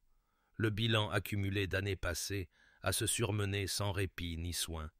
son corps exigeant enfin ce que sa volonté avait refusé d'accorder. Le docteur Whitmore prescrivit un repos complet d'au moins 15 jours, des repas réguliers, un sommeil adéquat, une cessation temporaire de toutes les activités commerciales, son ton indiquant clairement que ce n'étaient pas des suggestions, mais des exigences, si Sébastien souhaitait éviter un effondrement plus grave. Après le départ du médecin, Eleanor prit les choses en main avec une efficacité tranquille que Sébastien trouva à la fois admirable et profondément troublante, organisant un calendrier pour ses soins, donnant l'ordre à la cuisinière de préparer des repas simples et nutritifs à intervalles réguliers, prenant des dispositions pour que sa correspondance soit gérée par son secrétaire, transformant ses appartements d'un lieu de retraite isolé en quelque chose ressemblant à une chambre de malade. Sébastien voulut s'opposer à cette invasion, réaffirmer son autonomie et la renvoyer, mais se trouva incapable de rassembler l'énergie ou la conviction, découvrant plutôt qu'une partie de lui était reconnaissante de sa compétence, de la façon dont elle se déplaçait dans son espace sans hésitation ni déférence, comme si elle avait tout à fait le droit d'être là à s'occuper de lui. Cette première nuit, Eleanor insista pour rester dans le cabinet de toilette attenant, affirmant qu'elle devait surveiller son état en cas de complications supplémentaires. Sébastien resta allongé dans son lit, écoutant les bruits doux de ses mouvements à travers la porte, le bruissement de l'étoffe alors qu'elle s'installait dans un fauteuil, le tournoiement silencieux des pages alors qu'elle lisait à la lumière d'une lampe. Il réalisa avec un choc que cette intimité domestique, cette simple conscience de la présence d'une autre personne dans son espace privé, était quelque chose qu'il s'était refusé depuis si longtemps qu'il avait oublié ce que c'était que de ne pas être complètement seul. Il fit semblant de dormir, mais regarda à travers ses yeux mi-clos lorsqu'elle entrait périodiquement pour vérifier comment il allait, son visage adouci par la lumière des bougies, ses mouvements doux alors qu'elle ajustait ses couvertures ou posait un verre d'eau sur la table de chevet. Chaque fois qu'elle venait, Sébastien sentait quelque chose d'ancien et de soigneusement construit se fissurer un peu plus, sentait les murs qu'il avait érigés pour se protéger de la passion destructrice dont il avait été témoin chez ses parents, commencer à s'effriter sous la pression calme et persistante des soins d'Éléanore. Sa compétence en temps de crise révélait une force qu'il ne s'était jamais permis de reconnaître. Alors que la nuit s'approfondissait et qu'elle se mit finalement à lire à haute voix, sa voix basse et apaisante, alors qu'elle choisissait un volume de poésie sur son étagère, Sébastien se surprit à écouter non pas les mots, mais la cadence de sa voix, la chaleur sous son ton formel. Il comprit avec une terrible clarté qu'il avait passé 5 ans à se protéger d'une femme qui méritait sa protection, qu'il avait créé la sécurité par l'isolement, alors que la vraie sécurité aurait pu se trouver dans la connexion même qu'il avait refusée. Alors que l'aube commençait à éclaircir les fenêtres et que la voix d'Éléanore s'éteignit enfin, sa respiration devenant régulière dans le sommeil dans le fauteuil à côté de son lit, Sébastien regarda son visage endormi et sentit le poids de tout ce qu'il avait gaspillé, tout ce qu'il avait détruit par sa lâcheté déguisée en sagesse. Il sut que quoi qu'il arrive ensuite, cela exigerait un courage qu'il n'avait jamais possédé auparavant. Le courage d'être vulnérable, d'avoir besoin, de se laisser voir et soigner par la femme qu'il avait si complètement trahi. 3 jours passèrent, Éléanore maintenant sa veille sur le rétablissement de Sébastien, 3 jours pendant lesquels la maisonnée s'ajusta à la réalité sans précédent du duc et de la duchesse occupant les mêmes espaces, partageant des repas dans ses appartements, conversant à voix basse sur des sujets à la fois triviaux et substantiels. Ce fut l'après-midi du 4e jour que Lord Hartley arriva comme promis, sa carte présentée par le majordome alors qu'Elinor lisait à Sébastien un volume de Wordsworth. Elle sentit son souffle se couper en voyant le nom sur le carton crème, sentit le regard de Sébastien sur son visage alors qu'elle s'excusait et se levait pour recevoir leur visiteur, lissant la simple robe de jour qu'elle portait avec des mains qui tremblaient légèrement d'une émotion qu'elle ne pouvait tout à fait nommer. Sébastien resta dans son bureau, conformément aux ordres du docteur Whitmore, de se reposer tranquillement, mais il se sentit attiré par la fenêtre qui donnait sur les jardins, incapable de résister à l'envie de regarder Éléanore sortir sur la terrasse avec Hartley à ses côtés, la posture du comte exprimant à la fois le respect et un plaisir sincère de sa compagnie. Sébastien observa comment toute l'attitude d'Éléanore se transformait en présence de Hartley, comment ses épaules se détendaient, comment des gestes qui avaient été contenus et prudents pendant 5 ans devenaient animés et expressifs, comment elle souriait, vraiment souriait, alors qu'il descendait les marches de pierre dans le jardin d'automne où les chrysanthèmes fleurissaient au mépris du gel à venir. Il les regarda parcourir les allées de gravier qu'il avait arpentées 1000 fois seul, regarda Éléanore désigner la tonnelle de roses où les dernières fleurs s'accrochaient encore aux branches épineuses, regarda Hartley se pencher pour entendre quelque chose qu'elle disait et rejeter la tête en arrière dans un rire sincère et sans retenue. Sébastien sentit quelque chose se tordre dans sa poitrine qui était bien plus complexe qu'une simple jalousie.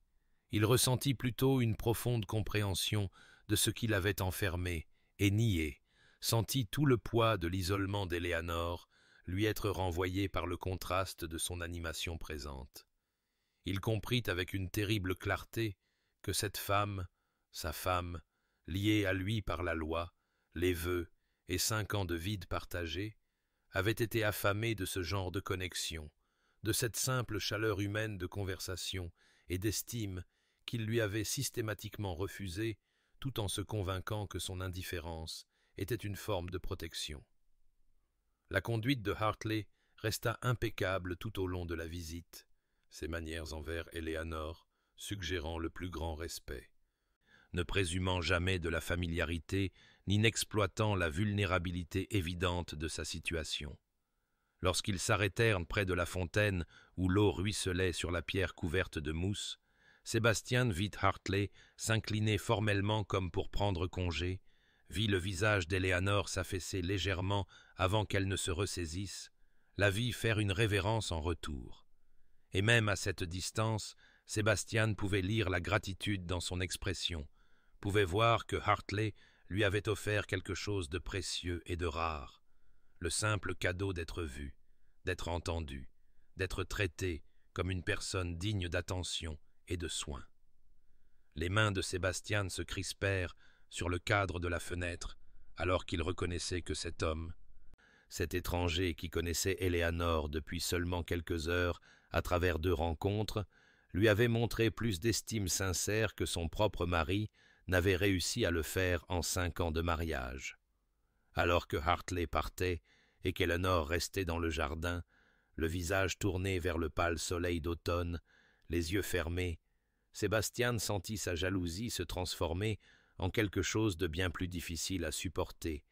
la sentit se transmuer en un regret si profond qu'il menaçait de l'écraser. Un regret pour chaque conversation refusée, chaque sourire non vu, chaque occasion de connexion délibérément détruite au service de sa peur. Il comprit qu'Éléanore n'était pas un trésor qu'il avait gardé enfermé en sécurité, mais une femme vivante dont il avait systématiquement éteint la lumière, dont il avait gelé la chaleur par une négligence calculée. La regardant debout, seule dans le jardin, belle, mélancolique et totalement hors de sa portée, malgré les liens légaux qui les unissaient,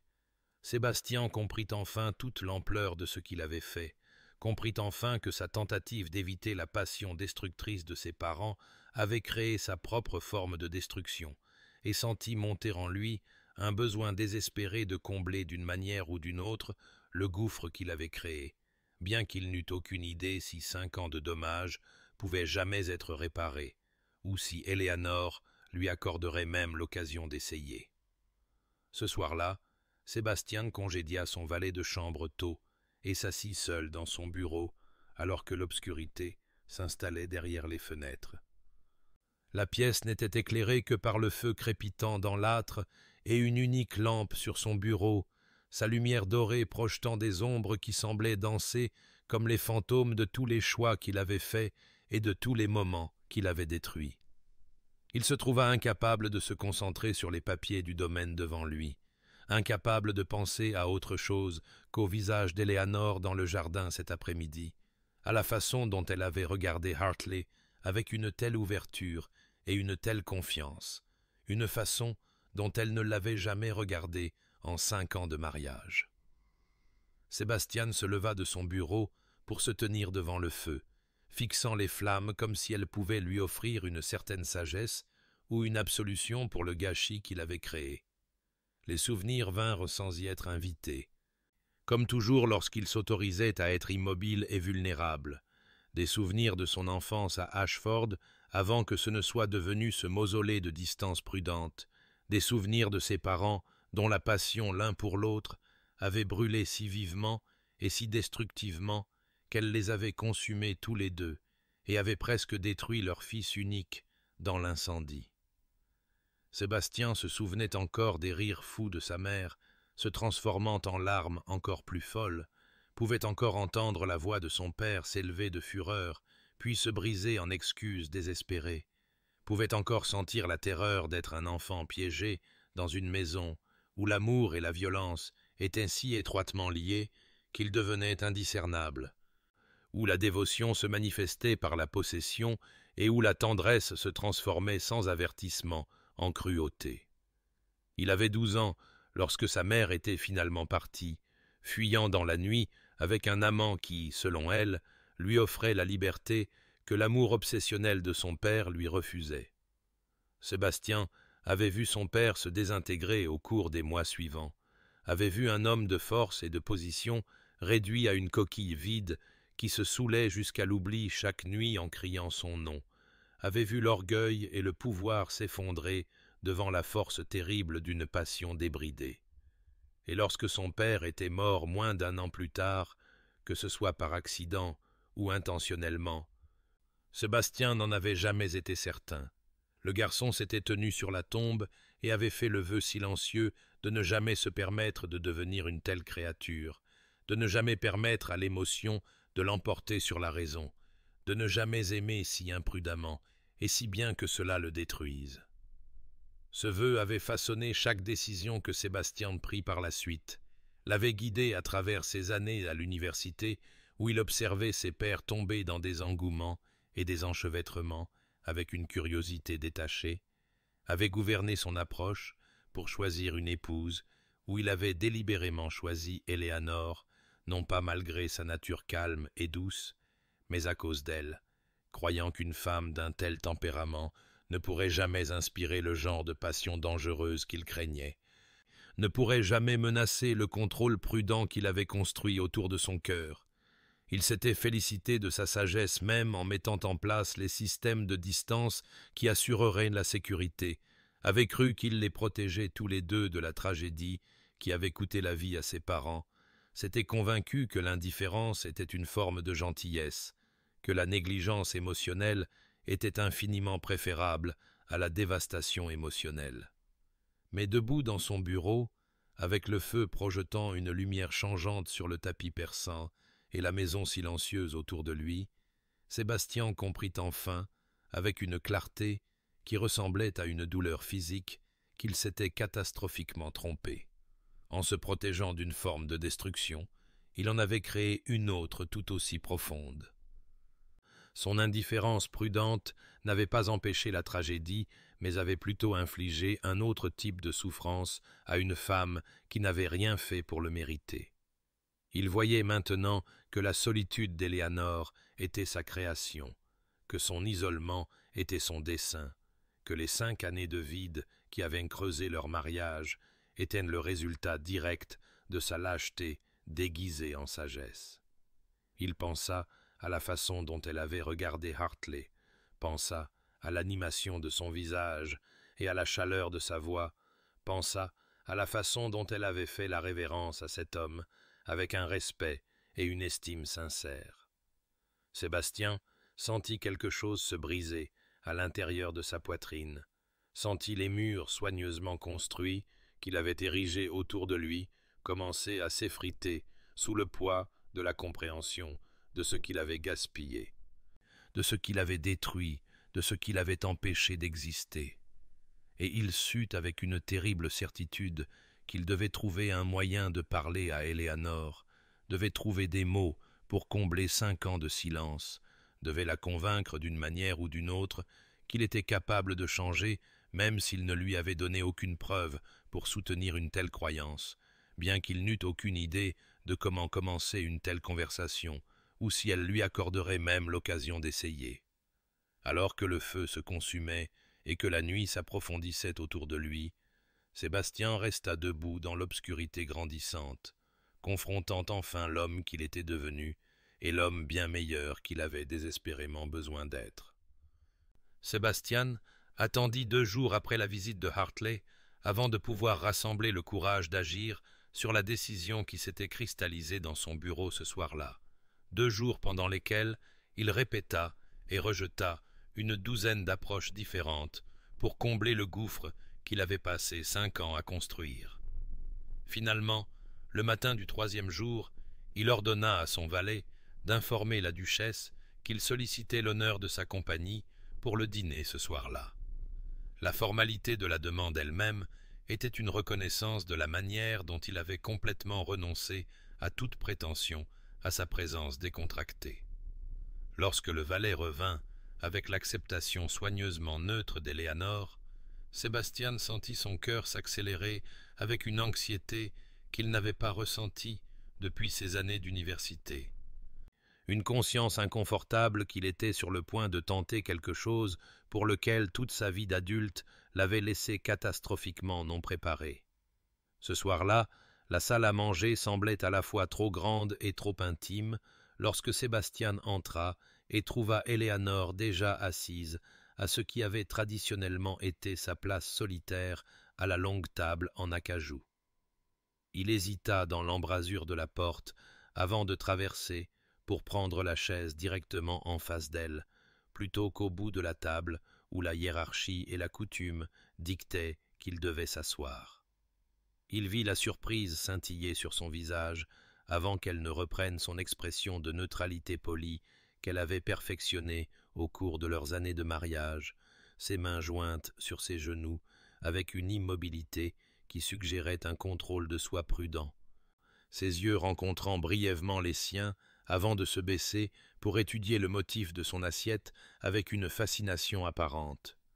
Le premier plat arriva dans un silence rompu seulement par le léger cliquetis de l'argent contre la porcelaine et les pas mesurés des serviteurs qui se déplaçaient avec l'efficacité exercée de ceux habitués à servir des repas consommés en solitude. Sébastien se trouva incapable de goûter le consommé devant lui, incapable de se concentrer sur autre chose que la présence d'Éléanore de l'autre côté de l'étroit espace de lin blanc et de la lumière vacillante des bougies, incapable de formuler les premiers mots qui pourraient commencer à démanteler le mur entre eux. Ce n'est que lorsque la soupe fut enlevée et que les serviteurs se furent retirés qu'il réussit enfin à parler. Sa voix sonnant étrange et incertaine même à ses propres oreilles, alors qu'il lui demandait si elle avait apprécié le beau temps dont ils avaient été bénis récemment. La banalité de la question flottait dans l'air entre eux comme un aveu de son inadéquation. La réponse d'Éléanore fut tout ce qu'il méritait et rien de ce qu'il espérait. Son ton était parfaitement poli et totalement distant, alors qu'elle confirmait que oui, le temps avait en effet été agréable, et qu'elle appréciait l'occasion que cela lui donnait pour ses promenades quotidiennes dans le jardin. Sébastien entendit dans ces mots mesurés l'écho de 5 années de conversation refusée, entendit le mur qu'il avait construit se refléter dans sa politesse prudente. Il essaya de nouveau, demandant quel livre elle lisait, ce qui occupait ses pensées et ses journées. Elle répondit à chaque question avec la même courtoisie neutre, décrivant son volume actuel d'Austen et son travail caritatif au village, avec un détachement qui montrait clairement qu'elle répondait par devoir plutôt que par désir, se protégeant derrière les mêmes barrières de formalité qu'il lui avait appris être nécessaires pour survivre dans leur mariage. Il l'interrogea ensuite sur Hartley, la question sortant plus brusquement qu'il ne l'avait prévu, lui demandant si le comte s'était avéré une connaissance agréable. Il vit quelque chose changer dans l'expression d'Éléanore, vit son menton se relever légèrement, alors qu'elle rencontrait son regard avec une franchise qu'elle n'avait pas montrée plus tôt dans le repas. Elle lui dit avec une dignité tranquille que Lord Hartley avait eu la gentillesse de lui offrir son amitié, qu'il était un gentleman de culture et de conversation, qu'elle trouvait sa compagnie rafraîchissante. Le dernier mot fut choisi avec un soin délibéré, et Sébastien comprit qu'elle répondait à la fois à sa question et lançait un défi, affirmant son droit de chercher ailleurs ce qu'il lui avait refusé ici. Il sentit la vérité de sa situation s'abattre sur lui comme un poids, en reconnaissant qu'il n'avait aucun motif pour s'opposer, aucun fondement sur lequel construire une prétention à son attention ou à son estime, aucun droit de lui demander quoi que ce soit, sauf peut-être l'opportunité d'essayer de devenir digne de ce qu'il avait gaspillé. Sébastien tenta alors d'exprimer quelque chose de ce qu'il avait ressenti, essaya de trouver des mots pour la compréhension qui grandissait en lui depuis son effondrement au bal des Montrose. Mais son vocabulaire, si adéquat pour la gestion du domaine et le discours politique, s'avéra totalement insuffisant pour les questions d'émotion et de regret. Ses phrases maladroites sur le fait d'avoir peut-être été trop distants, sur la reconnaissance que leur arrangement pourrait bénéficier d'une plus grande cordialité, tombèrent entre eux comme des pierres, lourdes et sans grâce. Il vit l'expression d'Éléanore passer de la méfiance à quelque chose qui aurait pu être de la déception, ou peut-être simplement de la résignation, la vie se retirait encore plus loin derrière son calme prudent. Et lorsqu'elle se leva de table, avec une excuse murmurée de fatigue, et se retira avant que le dernier plat ne soit servi. Sébastien resta seul dans la salle à manger, avec les bougies qui se consumaient, et la réalisation que franchir 5 ans de silence exigerait bien plus que des dîners maladroits et des mots inadéquats, exigerait une transformation qu'il n'était pas certain de posséder le courage ou la capacité de réaliser. Les semaines suivantes apportèrent au domaine d'Ashford des changements si subtils que les domestiques ne les auraient peut-être pas remarqués s'ils n'avaient pas été habitués à 5 années de routine rigide, soudainement perturbée. Eleanor se retrouva à naviguer dans un paysage transformé non par des gestes spectaculaires, mais par l'accumulation silencieuse de petites attentions qui la laissaient incertaine de savoir si elle assistait à une véritable transformation ou si elle observait simplement un homme tentant d'affirmer sa propriété sur ce qu'il craignait de perdre au profit d'un autre. Sébastien commença à apparaître au dîner chaque soir, n'en voyant plus d'excuses ou ne restant plus séquestré dans son bureau jusqu'à ce que la maisonnée dorme. Bien que leur conversation restât guindée et prudente, elle décelait dans ses questions sur sa journée et ses pensées quelque chose qui ressemblait à un intérêt réel plutôt qu'à une simple politesse. Elle répondait avec une civilité prudente, ne voulant pas s'exposer à la déception, mais incapable d'ignorer complètement l'effort qu'il faisait. Il lui demanda son avis sur des questions de gestion du domaine pour la première fois de leur mariage, s'enquérant de savoir si elle pensait que les fermiers locataires pourraient bénéficier de nouveaux équipements ou si l'école du village nécessitait un financement supplémentaire. Eleanor répondit honnêtement, tout en se demandant s'il mettrait réellement en œuvre ses suggestions ou si ce n'était qu'une performance. Lorsqu'elle découvrit des semaines plus tard qu'il avait effectivement commandé l'équipement et augmenté la subvention de l'école, elle sentit quelque chose bouger dans sa poitrine, une petite fissure dans le mur protecteur qu'elle avait construit autour de son cœur blessé. Elle remarqua également d'autres changements, de petits gestes qui s'accumulaient comme une chute de neige, chacun individuellement insignifiant, mais créant ensemble quelque chose qui ressemblait à la forme de l'attention et peut-être même du soin. Un nouveau roman apparut sur la table à côté de son fauteuil préféré dans la bibliothèque, un volume d'un auteur qu'elle avait mentionné apprécier lors d'un de leurs dîners prudents. En l'ouvrant, elle trouva l'écriture de Sébastien sur la page de garde, une simple inscription qui disait seulement « pour Éléanore », mais qui représentait la première fois en 5 ans qu'il reconnaissait ses préférences ou tentait de lui faire plaisir. Des fleurs commencèrent à apparaître dans ses appartements, non pas les arrangements formels que la gouvernante commandait pour les pièces publiques, mais des bouquets plus petits et plus personnels des fleurs sauvages qu'elle avait mentionnées préférées lors d'une promenade dans les jardins du domaine. Elle trouva des cartes écrites de la main anguleuse de Sébastien avec des messages qui devenaient progressivement moins formels, passant de « avec mes compliments » à « j'ai pensé que vous pourriez les apprécier », pour finalement arriver à « celle-ci, mon rappelez-vous ». Eleanor recevait ces attentions avec une confusion qui la tenait éveillée tard dans la nuit, son esprit tournant sans cesse autour de la question des motivations de Sébastien, se demandant si cette transformation provenait d'une reconnaissance sincère de ce qu'il avait détruit, ou si ce n'était que la réponse territoriale d'un homme qui avait ignoré sa possession jusqu'à ce qu'un autre montre de l'intérêt à la réclamer. Elle pensait à l'amitié respectueuse de Hartley, à la façon dont il avait démontré en une seule soirée ce à quoi ressemblaient l'estime et la considération, et elle se trouva incapable d'accepter moins que ce qu'elle comprenait maintenant mériter, ne voulant pas se contenter de gestes qui pourraient s'évaporer aussi rapidement qu'ils étaient apparus, déterminée à protéger le fragile sentiment d'estime de soi qui avait commencé à grandir en elle pendant ces heures au bal des Montroses, où elle s'était souvenue de ce que c'était que d'être vue et valorisée en tant que personne plutôt qu'endurée comme une obligation.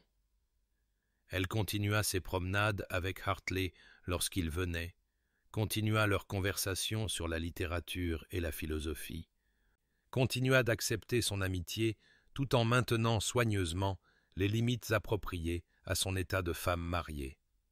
Elle était consciente que Sébastien observait depuis les fenêtres de son bureau, consciente de la tension dans ses épaules lorsqu'elle revenait de ses promenades avec des couleurs sur les joues et de l'animation dans la voix.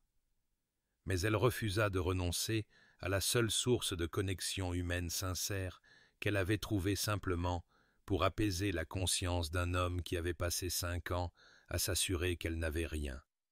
Ainsi, les semaines passèrent dans cet étrange état de transformation et d'incertitude, de petites gentillesses offertes et soigneusement reçues.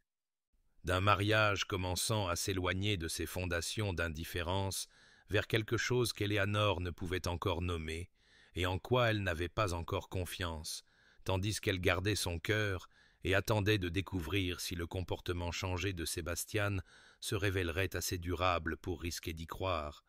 ou si elle se retrouverait une fois de plus seule dans le vaste vide du domaine d'Ashford, cette fois avec la douleur supplémentaire d'avoir espéré quelque chose de mieux. L'incertitude devint insupportable un matin gris de fin novembre, lorsqu'Éléanore se réveilla pour trouver du givre recouvrant les fenêtres de sa chambre et réalisa qu'elle ne pouvait plus supporter la danse prudente qu'elle et Sébastien exécutaient depuis des semaines. Elle ne pouvait plus porter le poids de ne pas savoir si ses attentions découlaient d'une transformation sincère ou simplement de l'instinct territorial d'un homme qui avait ignoré sa possession jusqu'à ce qu'un autre menace de la réclamer. Elle décida, avec une clarté qui la surprit, qu'elle exigerait la vérité, quel qu'en soit le coût, qu'elle insisterait sur l'honnêteté, même si cette honnêteté détruisait la fragile détente qu'ils avaient établie, car vivre dans cet état d'espoir suspendu s'avérait plus douloureux que les 5 années de solitude acceptées ne l'avaient jamais été. Elle trouva Sébastien dans son bureau cet après-midi-là, la pièce qui avait servi de refuge contre son existence pendant tout leur mariage. Lorsqu'elle entra sans frapper, elle vit la surprise traverser son visage, suivie de quelque chose qui aurait pu être de l'appréhension. Elle ferma la porte derrière elle avec une fermeté qui indiquait clairement qu'elle ne serait pas facilement renvoyée. Elle se tint devant son bureau, les mains jointes fermement pour les empêcher de trembler,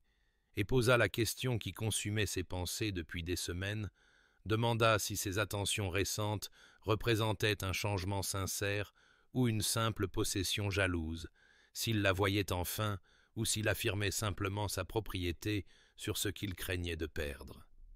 Sébastien se leva de sa chaise, son visage pâle dans la faible lumière de l'après-midi, filtrant à travers les fenêtres à meneaux.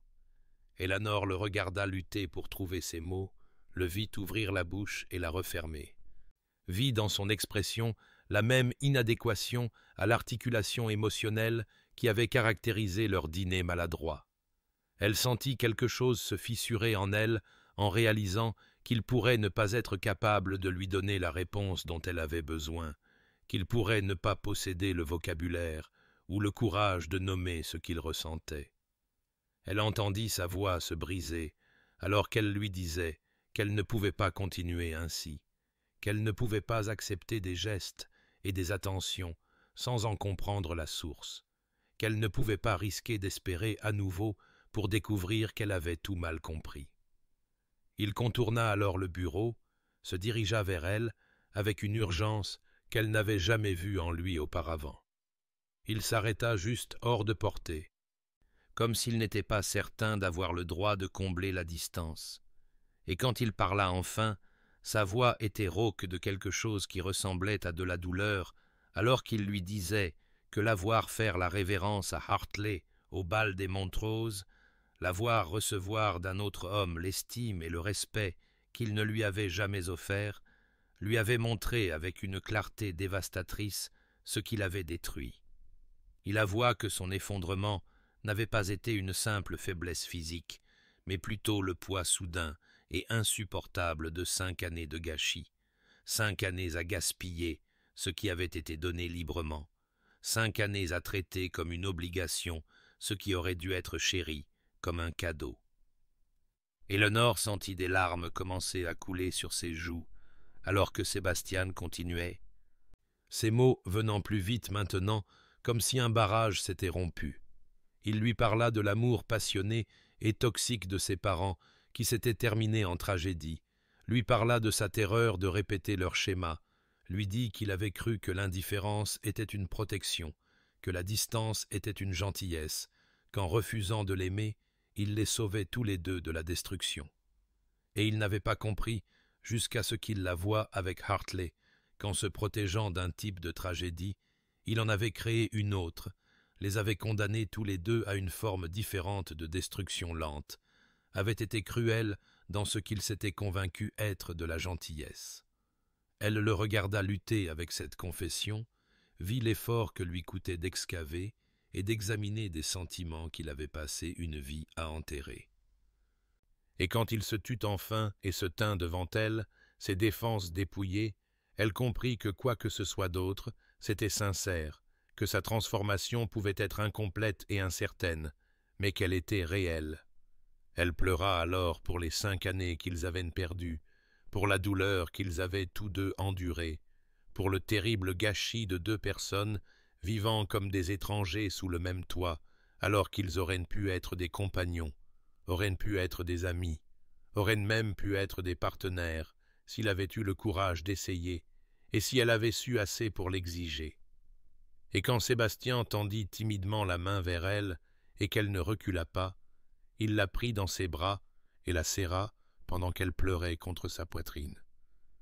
Elle sentit ses larmes tomber dans ses cheveux, alors qu'il murmurait encore et encore qu'il était désolé, si terriblement désolé, pour toutes les années où il l'avait rendue invisible, alors qu'elle méritait d'être vue, pour toute la solitude qu'il avait causée, alors qu'il aurait pu offrir sa compagnie, pour avoir gaspillé ce qu'il comprenait maintenant être précieux au-delà de toute mesure. Éléonore s'accrocha à lui et pleura pour ce qui avait été perdu, tout en ressentant le premier fragile frémissement de possibilité pour ce qui pourrait encore être construit à partir de ces ruines s'ils possédaient tous les deux le courage d'essayer. Éléonore se dégagea de l'étreinte de Sébastien après plusieurs longs moments, essuyant les larmes de ses joues avec des doigts tremblants. Bien que la confession qu'il avait offerte portât le poids d'une émotion sincère et que la douleur dans ses yeux parut authentique, elle se trouva incapable d'accepter simplement ses paroles et de laisser 5 années de négligence systématique se dissoudre dans le pardon. Elle ne pouvait ignorer la vérité que des semaines d'attention et une seule conversation vulnérable ne pouvaient effacer les dommages accumulés d'une demi-décennie passée à être traité comme invisible, comme moins qu'une obligation, comme une présence à éviter plutôt qu'une personne à connaître. Elle le regarda, debout devant elle, ses propres larmes encore humides sur son visage, et parla avec une fermeté qui la surprit, étant donné le tremblement qu'elle ressentait dans tout son corps. Elle lui dit qu'elle croyait qu'il était désolé, croyait que sa prise de conscience était sincère, croyait qu'il avait en effet passé 5 ans à opérer sous une philosophie erronée selon laquelle la distance était une protection et l'indifférence une gentillesse. Mais elle ne pouvait pas laisser la croyance en sa sincérité l'emporter sur la vérité fondamentale qu'elle méritait plus que d'être soudainement remarquée seulement lorsqu'un autre homme lui montrait l'estime qui aurait dû être la sienne de droit, méritait plus que de devenir visible seulement lorsque la possibilité de la perdre faisait enfin voir à Sébastien ce qu'il avait possédé depuis le début. Elle observa son visage, tandis qu'elle expliquait que Hartley lui avait montré, en l'espace d'une seule soirée, ce que signifiait être traité avec considération et respect, avait démontré par une simple conversation et un intérêt sincère qu'elle était digne d'attention, digne d'être vue, entendue et valorisée. Elle n'accepterait pas moins que cette norme, peu importe à quel point la confession de Sébastien l'avait émue ou à quel point son remords semblait sincère. Sébastien écouta sans l'interrompre, son expression oscillant entre la douleur et la compréhension. Lorsqu'Éléonore fit une pause pour rassembler ses pensées, il hocha lentement la tête et lui dit qu'elle avait raison, que 5 ans de négligence ne pouvaient être effacés par des semaines de comportement changé, ne pouvaient être annulés par des gestes, des cadeaux et des dîners soignés, aussi sincères que soient ses intentions. Il reconnut qu'il n'avait aucun droit d'attendre son pardon. Sa confiance, ou même sa volonté de lui donner une autre chance, qu'il avait gaspillé ce qui lui avait été donné librement au début de leur mariage, et ne pouvait simplement le récupérer maintenant qu'il en avait enfin reconnu la valeur. Mais il demanda avec une humilité qu'elle n'avait jamais entendue dans sa voix si elle serait prête à le laisser essayer de regagner ce qu'il avait perdu,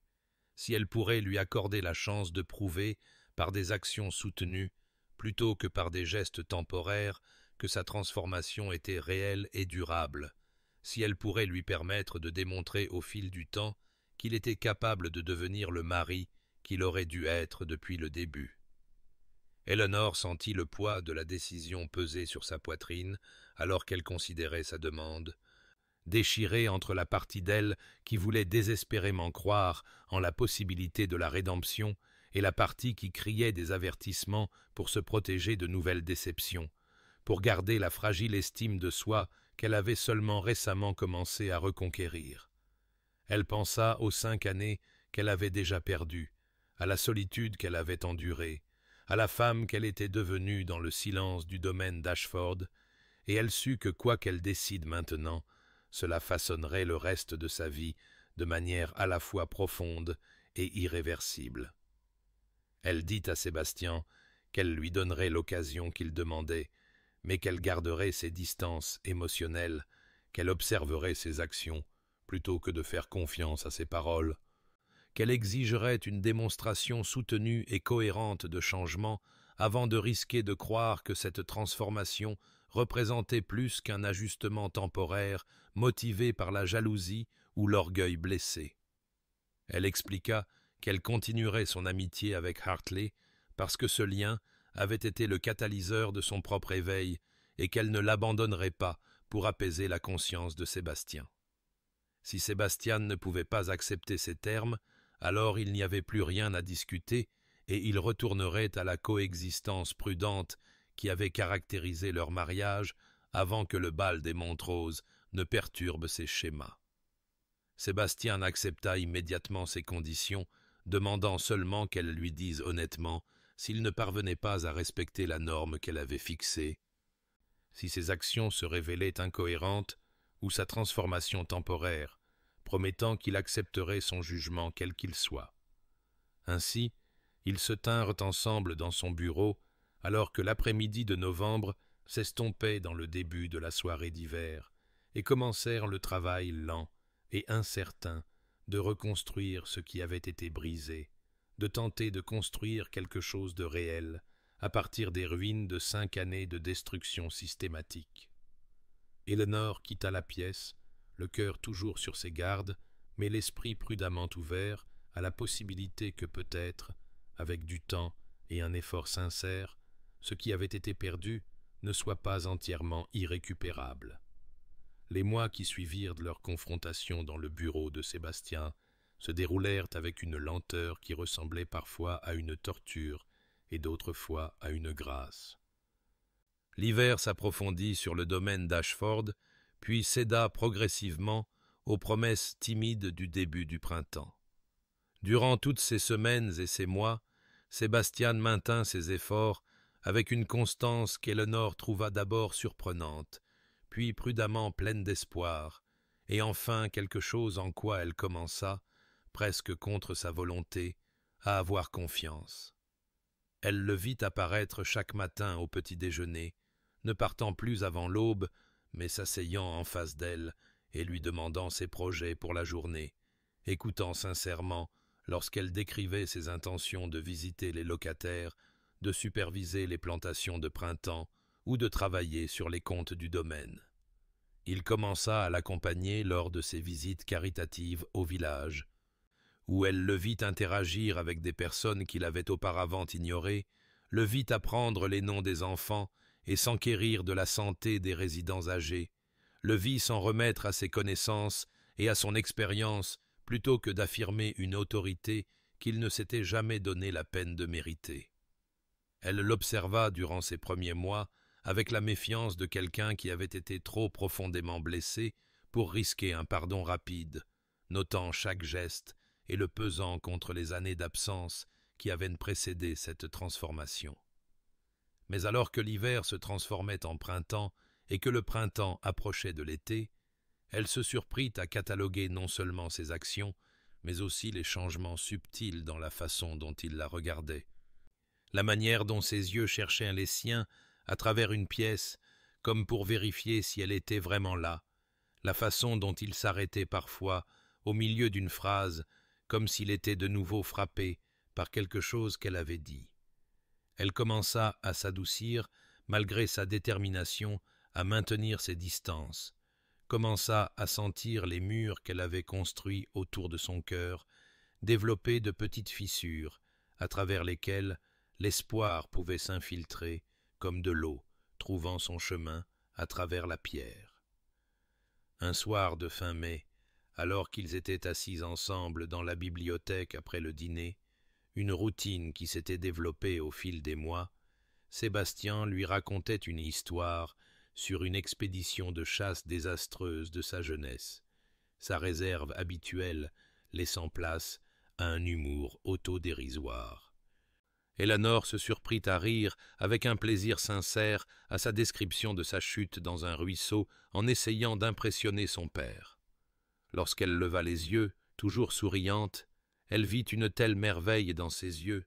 un tel étonnement d'avoir été la cause de son bonheur, qu'elle sentit quelque chose changer irrévocablement à l'intérieur de sa poitrine, sentit les dernières de ses défenses prudentes commencer à s'effondrer. Cette nuit marqua un tournant qu'ils reconnurent tous les deux, bien qu'aucun n'en parlât immédiatement. Dans les semaines qui suivirent, leurs conversations s'approfondirent, passant de l'échange prudent de détails quotidiens à l'exploration de pensées, de rêves et de peurs qu'ils n'avaient jamais partagées. Finalement, par une chaude soirée de juin, alors qu'ils se promenaient dans la roseraie qu'Eleanor avait amoureusement entretenue pendant des années, Sébastien s'arrêta à côté d'un rosier en fleurs et lui dit, avec une vulnérabilité qui faisait trembler sa voix, qu'il tombait amoureux de sa propre femme, qu'il découvrait en elle des profondeurs et des qualités qui avaient toujours été là, attendant qu'il possède la sagesse de les voir. Éléanore sentit des larmes monter à ses yeux en avouant qu'elle n'avait jamais cessé de l'aimer, qu'elle avait simplement appris à vivre avec la douleur d'aimer quelqu'un qui ne lui rendait pas son estime. Et lorsque Sébastien tendit la main vers elle cette fois, elle alla volontiers dans ses bras et se laissa serrer, se laissa croire enfin que la transformation était réelle et durable, et que peut-être, des ruines de 5 années perdues, ils pourraient construire quelque chose de sincère et de vrai. Leur première véritable étreinte ressembla à la fois à une fin et à un début, la conclusion d'une histoire et l'ouverture timide d'une autre, alors que le parfum des roses les entourait et que la douce soirée de fin de printemps s'installait sur le domaine qui devenait enfin un foyer. La transformation de leur mariage se déroula au cours des années qui suivirent avec une profondeur et une richesse que ni Éléanore ni Sébastien n'auraient pu imaginer possible pendant ces sombres mois de séparation et de lente réconciliation. Ce qui avait commencé comme une reconstruction prudente devint un véritable partenariat bâti sur les fondations du respect mutuel et d'une compréhension durement acquise. Le domaine d'Ashford, qui avait autrefois résonné de la solitude d'Eleanor, se remplit des sons de la vie et de l'amour, des rires d'enfants résonnant dans des couloirs qui n'avaient connu que le silence, de conversations qui duraient jusque tard dans la soirée, de la paix domestique tranquille qui vient lorsque 2 personnes ont surmonté leur pire tempête et en sont sorties engagées à naviguer ensemble à travers tout ce qui pourrait advenir. 3 ans après cette soirée de juin dans la roseraie, Éléanore se tenait de nouveau dans une salle de bal, cette fois à la célébration estivale annuelle du domaine de Pemberton. Mais la femme qui lissait la soie de sa robe et vérifiait son reflet, ressemblait peu à la duchesse isolée qui avait assisté au bal des Montrose avec tant d'appréhension. Car cette Éléonore se déplaçait avec une confiance née du fait d'être sincèrement chérie, ses yeux brillants d'un bonheur qui venait d'être vraiment vu et apprécié. Lorsque Sébastien apparut à ses côtés, sa main chercha immédiatement la sienne avec un naturel qui témoignait d'années d'affection exercée, et il la regarda avec une fierté et un amour si évidents que plusieurs invités à proximité sourirent devant la preuve de leur dévotion. Leurs enfants jouaient sous l'œil attentif de leur gouvernante près de l'entrée du jardin, Catherine, 2 ans, tentant d'attraper des lucioles, tandis que le nourrisson Thomas dormait paisiblement dans son porte-bébé. Éléonore sentit la main de Sébastien se resserrer sur la sienne, alors qu'ils regardaient les cris ravis de leur fille, reconnaissant tous deux silencieusement le miracle de cette vie qu'ils avaient construite sur les ruines de leur commencement. De l'autre côté de la salle de bal, Éléonore vit Lord Hartley debout avec sa femme, Lady Margaret, une femme pleine d'entrain d'Écosse qu'il avait épousée l'année précédente. Lorsque leurs regards se croisèrent, Hartley sourit et leva son verre en signe de salut, car il était devenu un véritable ami pour Éléonore et Sébastien, son rôle dans leur histoire étant reconnu avec gratitude plutôt qu'avec gêne. Éléonore pensa, avec une profonde reconnaissance, à la façon dont sa gentillesse au bal des Montrose avait été le catalyseur de tout ce qui avait suivi, comment son simple acte de la voir et de la traiter avec égard avait déclenché la chaîne d'événements qui mena à ce moment. L'orchestre commença une valse, et Sébastien se tourna vers Éléonore avec une formalité qui contenait des couches de signification, offrant sa main avec une révérence plus profonde et plus sincère que ne l'exigeait aucune exigence de la cour. Éléonore fit une révérence en retour, le geste portant le poids de tout le respect et l'amour qui avait grandi entre eux, la révérence qui avait autrefois été offerte à un autre homme, étant maintenant donnée à son propre mari, en pleine conscience de sa signification. Les yeux de Sébastien brillèrent d'émotion alors qu'il la conduisait sur la piste, sa main à sa taille stable et sûre. En se déplaçant à travers les motifs familiers de la danse, Éléonore pensa à tous les moments qui les avaient amenés ici. La douleur et la guérison, la patience et la persévérance, le courage qu'il leur avait fallu à tous les deux pour être assez vulnérables pour essayer à nouveau. Cher auditeur, cette histoire d'Éléonore et de Sébastien parle de vérités qui s'étendent bien au-delà des murs du domaine d'Ashford ou des salles de bal scintillantes de la société anglaise. Elle nous rappelle que l'amour n'est pas toujours un coup de foudre immédiat, mais parfois une culture lente qui exige d'être entretenue à travers des saisons de difficultés,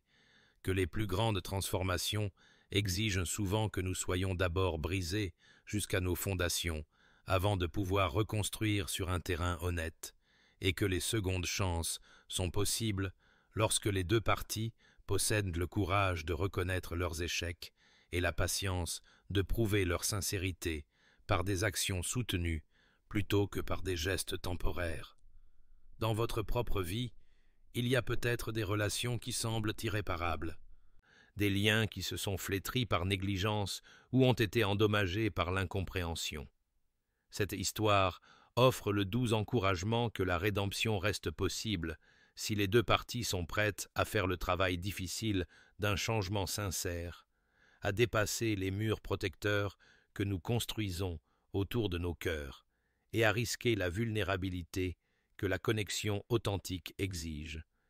et à comprendre que la guérison se mesure non pas en moments spectaculaires, mais dans les petits gestes accumulés de l'estime quotidienne et de la présence constante. Puissiez-vous trouver le courage de voir ceux que vous avez négligés, d'offrir et d'accepter les secondes chances lorsqu'elles sont sincèrement méritées, et de construire des relations sur les fondations d'un véritable partenariat plutôt que sur un arrangement de convenance. Et puissiez-vous reposer ce soir avec la paix qui vient de savoir que l'amour, lorsqu'il est entretenu avec patience et arrosé d'un effort sincère, peut fleurir même dans le sol le plus dur et transformer les paysages arides de nos vies en jardins d'une beauté inattendue. Cette histoire vous est proposée par Amour et Profondeur,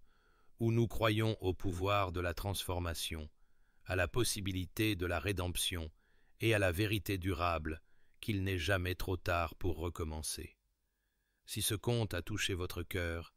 veuillez envisager de le partager avec quelqu'un qui pourrait avoir besoin de se rappeler que l'amour patient peut guérir même les blessures les plus profondes. Puissiez-vous bien dormir sous les étoiles qui brillent sur votre coin du monde, sachant que demain offre une nouvelle occasion de choisir la connexion plutôt que l'isolement, la vulnérabilité plutôt que la protection, et l'amour plutôt que la peur.